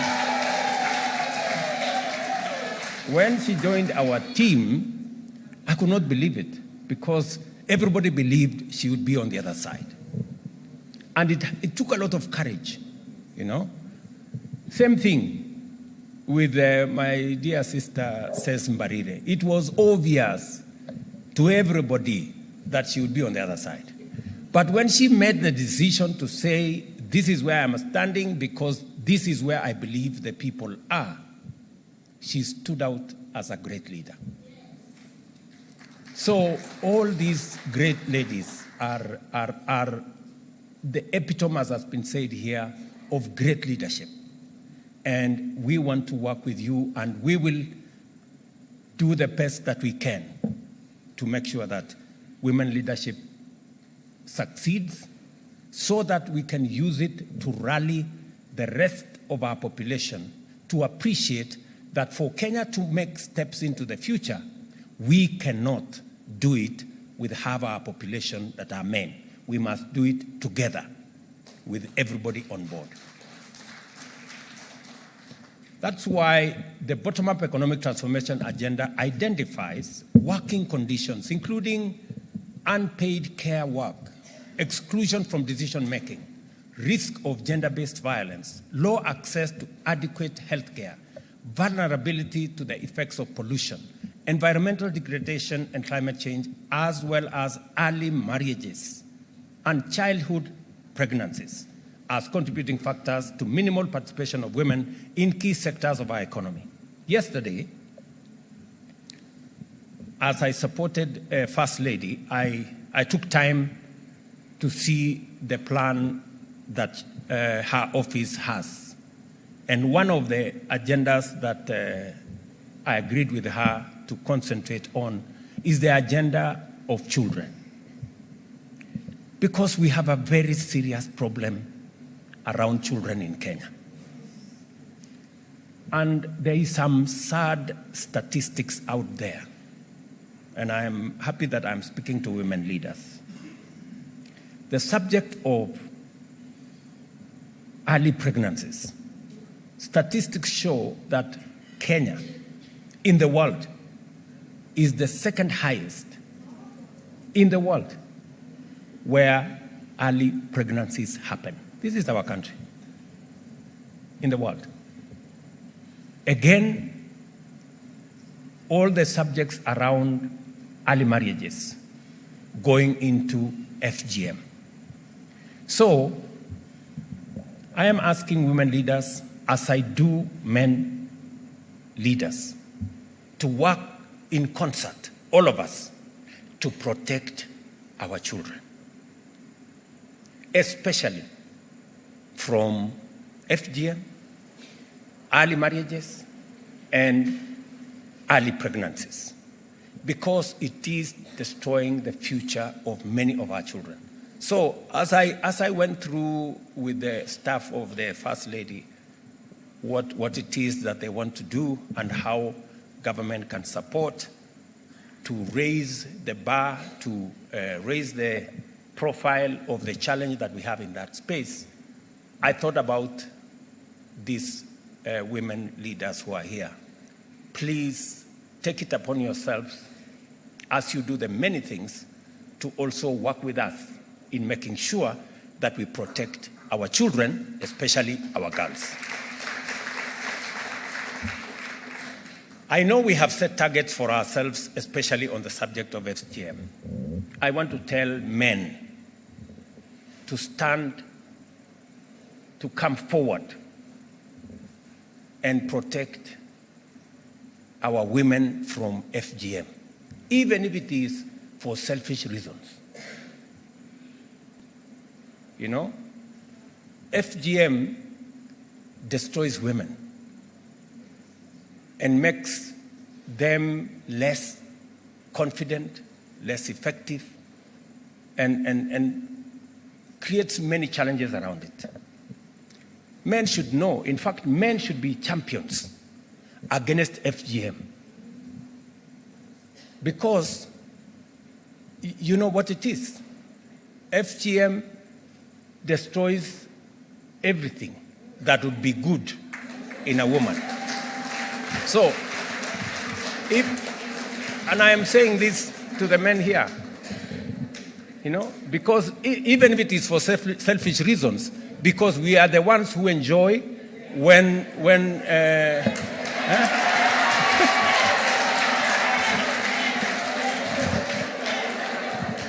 I mean, so, and especially the women who come from the counties that have prevalence of this challenge, please, let's go out of our way.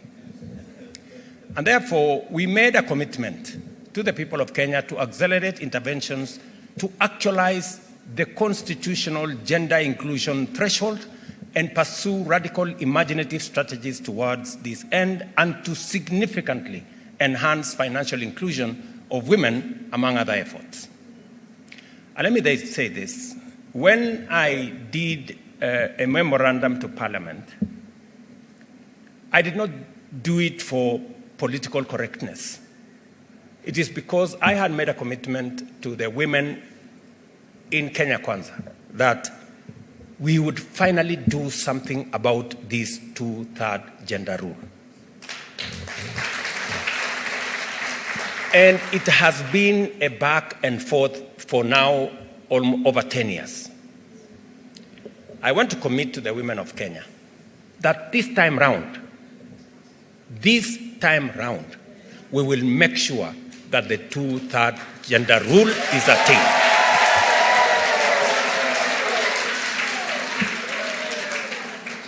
And the exercise that is going on in Parliament, the NADCO report, now includes what Aisha Jumwa and her team have been doing. And the commitment I made is that for the 290 seats, at the very minimum, we must have at least 1/3 being women. Now, I know there is a lot of calculus and mathematics and interpretations and what, but in the bill that is going to go to Parliament, we will make sure that at least more women, and hopefully we can do this by next year, more women get to leadership in Parliament. And my instructions are very clear to Kimani Ichung'wah, who is the leader of majority in the National Assembly, and the PG of our Kenya Kwanza team, that will be the official position of the party. And we have talked to many leaders, especially men. And I can tell you, ladies, for the first time, I see that men are committed to making sure that this time round, we succeed in actualizing the 2/3 gender rule in the frame that we have set. And I want to ask women leaders, I know you may want higher numbers, but we can do it, you know, we can do it progressively. Let us get what we think is attainable now. You guys know what you need to do. We can then take it to the next level, and then take it to the next level, and finally get it to 50-50.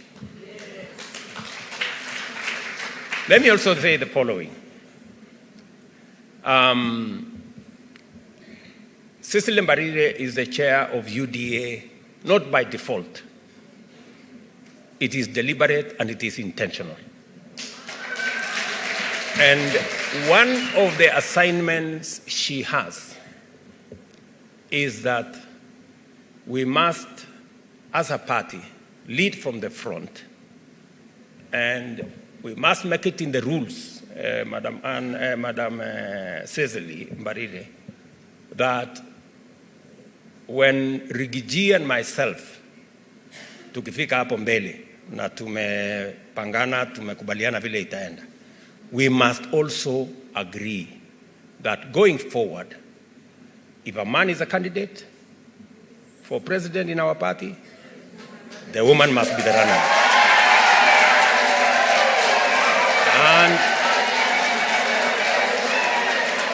And if a woman is the candidate, then a man can be a running mate. Okay? And we must also cascade it down to the governors. So, and we must be intentional and deliberate about it, otherwise it will never happen. And I know fellow party leaders in other parties will agree with us, because we all agree, because I'm sure the party leader in Wiper supported Wavinya, the party leader in ODM supported Gladys, and all the other party leaders supported their women candidates. So we will do this not because we want to do anything against men, but we want to balance so that we all move together. And Madam says, as you undertake that exercise, you will have my 100% support. And I know Governor Sakaja and my good friend Kimani Ichung'wah will also be supportive of that exercise. Much progress has been made, especially with regard to financial inclusion, with women remaining consistent in the uptake of various financial inclusion facilities and affirmative action funds. Out of the 21 million Kenyans who have borrowed from the Hustler Fund today, 10.1 million are women, constituting 48% of the fund's beneficiaries. Out of this, 8.8 million women have borrowed a total of 23 billion of the total of 47 billion already lent. And let me say that the average age of women accessing the Hustler Fund is 35, compared to 39 for men. So more women, more younger women are more conscious, about what they need to do, and therefore the mentorship that has been going on. And let me say something very deliberate here. Charity Ngilu occupies a very special place in our country. She is the first woman to dare to run for president, materially. And she's been a great inspiration. I must say this. Charity is many times very hard on me. But I must say this about her, that she is a great inspiration to many women, not in her party, to many women across Kenya. Her daring spirit has inspired many of these women who are today leaders in Kenya. I want to ask those of you who are leaders today, please, the mentorship that Charity gave you, please mentor others by demonstrating great leadership going into the future. And we are going to stand together to work with you. The last election proved to be a transformational watershed in women's participation in political leadership. As a result, the number of women in each category of elective leadership grew, with the greatest leap being in the number of counties which elected female governors. Kwale here, Fatuma Chani, Machakos there, Wavinya Ndeti, Kirinyaga, Anne Waiguru, Embu, Cecily Mbarire, Meru, Kawira Mwangaza, Nakuru, Susan Kehika, and of course, Homa Bay, our Gladys Wanga. And I am very confident that the governor's seat, we should be able to attain the parity benchmark much more faster than in all the other seats. And therefore, I support, because it is true, these women governors have demonstrated great leadership. In fact, better than the men. And if there is a place, it is always said, and I'm sorry, Sakaja, it is always said, you're a great leader in Nairobi, I must say that. But let me say this. It is always said, what men can do, women can do better. If there is a demonstration of that belief that what men can do, women can do better, it is in the governor's position occupied by these women. They have demonstrated that certainly women leadership as governors have done much more than what their male counterparts have done. These leaders, they have stepped up as models of transformative leadership, advocates of women inclusion, and champions of leadership of devolution and good governance. I like what Wanga said, that they want to stand on the platform of integrity. They want it to be known that women leaders project, believe in, and are profiled as women who are of good standing, incorruptible, passionate, and that is what we all want to see in our women. These leaders, they have resolved to leverage their unique and historic position as pioneers to pave the way for even greater numbers of women in key leadership roles by intentionally using their leadership to mobilize positive public attitudes to women leadership. In so doing, they have lived up to the ideals of bipartisanship and coordinated their endeavors in the best spirit of inclusivity to actualize the values and principles of devolution, gender equality, inclusive and transformative actions. It is through such inspired and principled actions that the spirit of our Constitution is brought to life to catalyze national transformation. This is why I'm delighted to join you at the launch of the G7 strategy to expand women leadership in devolved units and amplify the transformative impact of inclusion on socio-economic development, governance, representation, and institutional growth and development. I am persuaded that the G7 represents a superior proposition in promoting the inclusion of women generally and in leadership specifically. It also provides an alternative pathway towards the sustainable realization of the two-thirds gender role inclusion. The leadership of the G7 affirms our faith in the promise of the bottom-up economic transformation for shared prosperity through inclusion and have made an irrefutable and irresistible case for the urgent attainment of the gender parity as an idea whose time has come. I am very proud to associate myself with the G7 strategy for the Women Governors Caucus and pledge the government's full support for it. Let me repeat, I pledge the government's full support.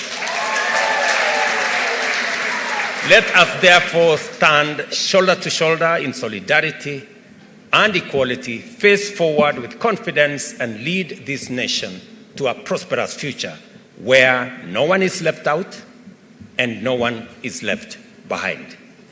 The G7 strategy is a great one, especially coming in the backdrop of what we will be doing tomorrow in Embu. And I will be early, says. I know you are our host. We will be there tomorrow morning to celebrate women in our country and leadership of women in our country. The G7 strategy, therefore, is officially launched. God bless you and God bless Kenya. Asanteni sana na mubarikiwe. Thank you. Thank you. A round of applause for His Excellency. And with your permission, Your Excellency, we have now the official launch that's going to be taking place. Allow me to now invite the G7, the 7 governors, to join His Excellency as we now officially launch the G7 strategy beginning here. So allow me to count you down. Your Excellency will ask you to press the buzzer. I'll count down from 5. The ladies can stand there behind. PS Devolution as well, and CS Aisha Juma. So I'll count down from 5 so that we can press it down. 5, 4, 3, 2, 1.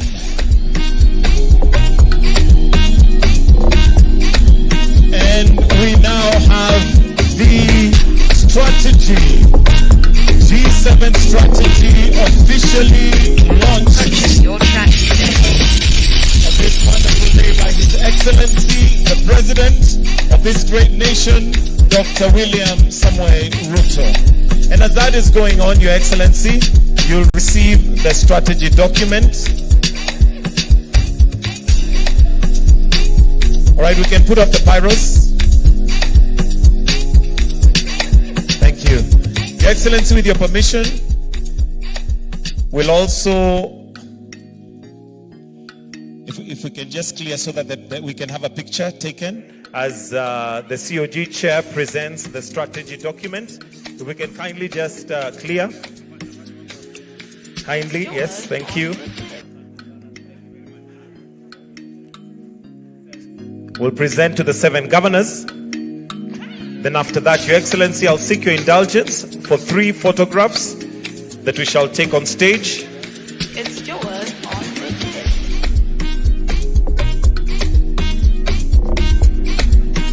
And once you receive your strategic document, I'll request that governors, we proceed to the stage. Please, let's go on stage so that we can take a photo after this. Once you get your document, kindly governors, let's proceed on stage.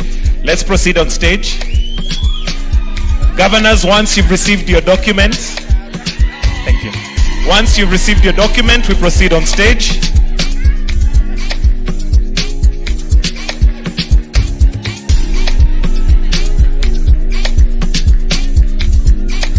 All right, Your Excellency.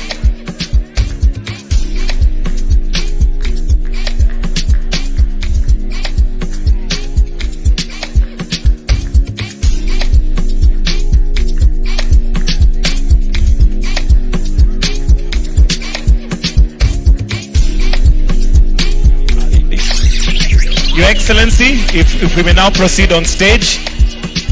If we now may proceed on stage, please.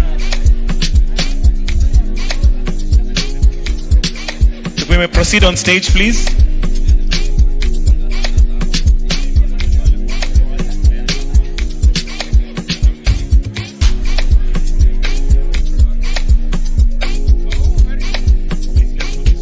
It's yours on the tip. Your Excellency, we may proceed kindly on stage for the photograph. A photograph with the 7 governors, Your Excellency, kindly.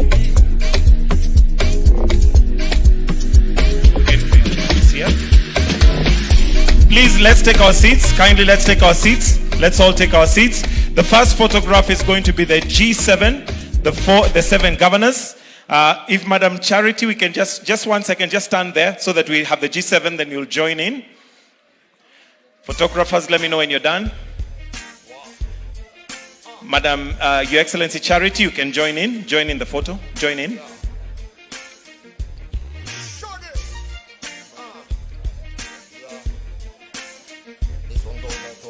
CS Aisha, if you can also just prepare to join in.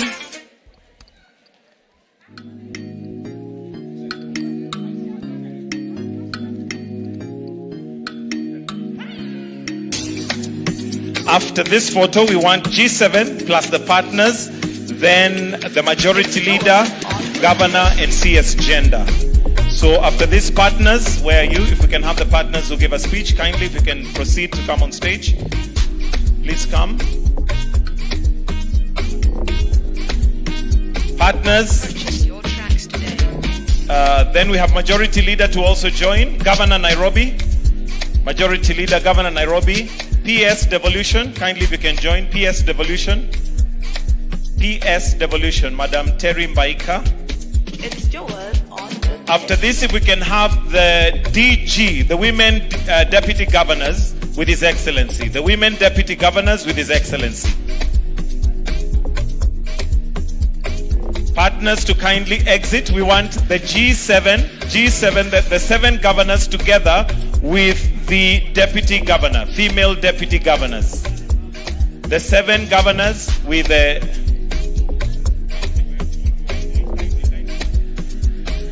And I'll request that we kindly just exit from stage, please. Please, if we can just clear stage so that we have a clear picture. After that, we shall finish with the national anthem after the gift.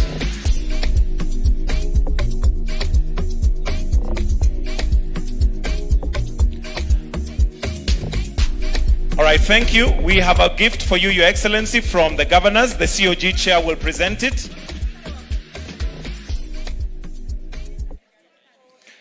If we can kindly have the gift.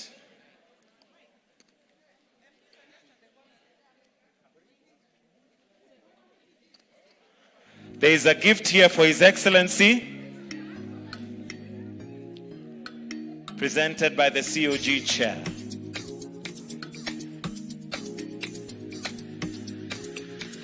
And with that, I'll kindly request that we all exit stage and leave His Excellency on stage.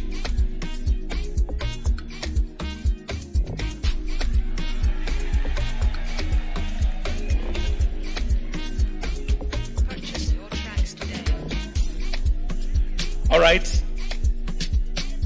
Lady MPs, Your Excellency, you know how women can make sure that they get their way. So women MPs, this is the last photo. Women MPs only, the last photo. Then after that, we will all exit stage and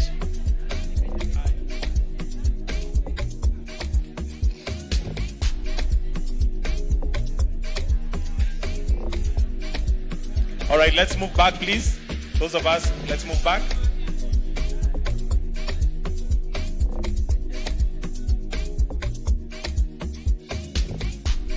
All right, thank you. Your Excellency will request that you remain on stage. If the rest of us can kindly exit the stage, kindly.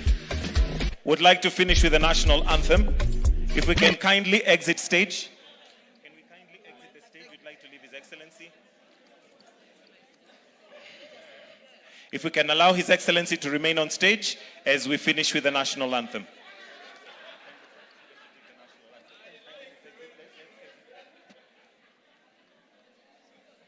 Let us all be upstanding. We will now finish with the national anthem. If there's anybody seated and you're able to stand, please, let's all be upstanding for the national anthem.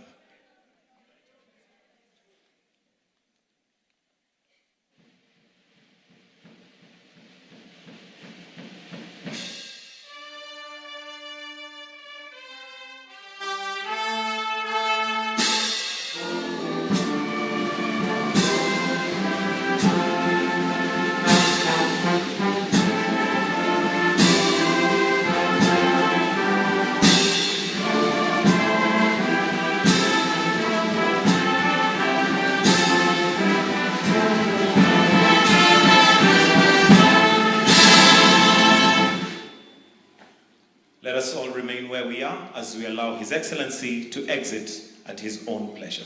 Thank you. Do have yourselves a wonderful rest of the day.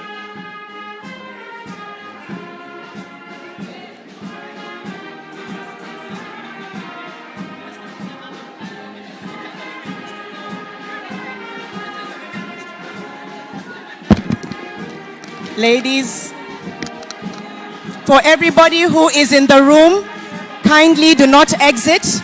Wamama tafadhali mchukue viti zenu We have one more session with our ladies. Kindly do not leave the room. May I please have a microphone, a handheld microphone on stage? Thank you.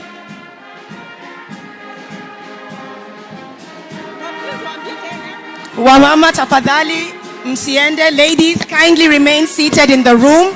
Hey.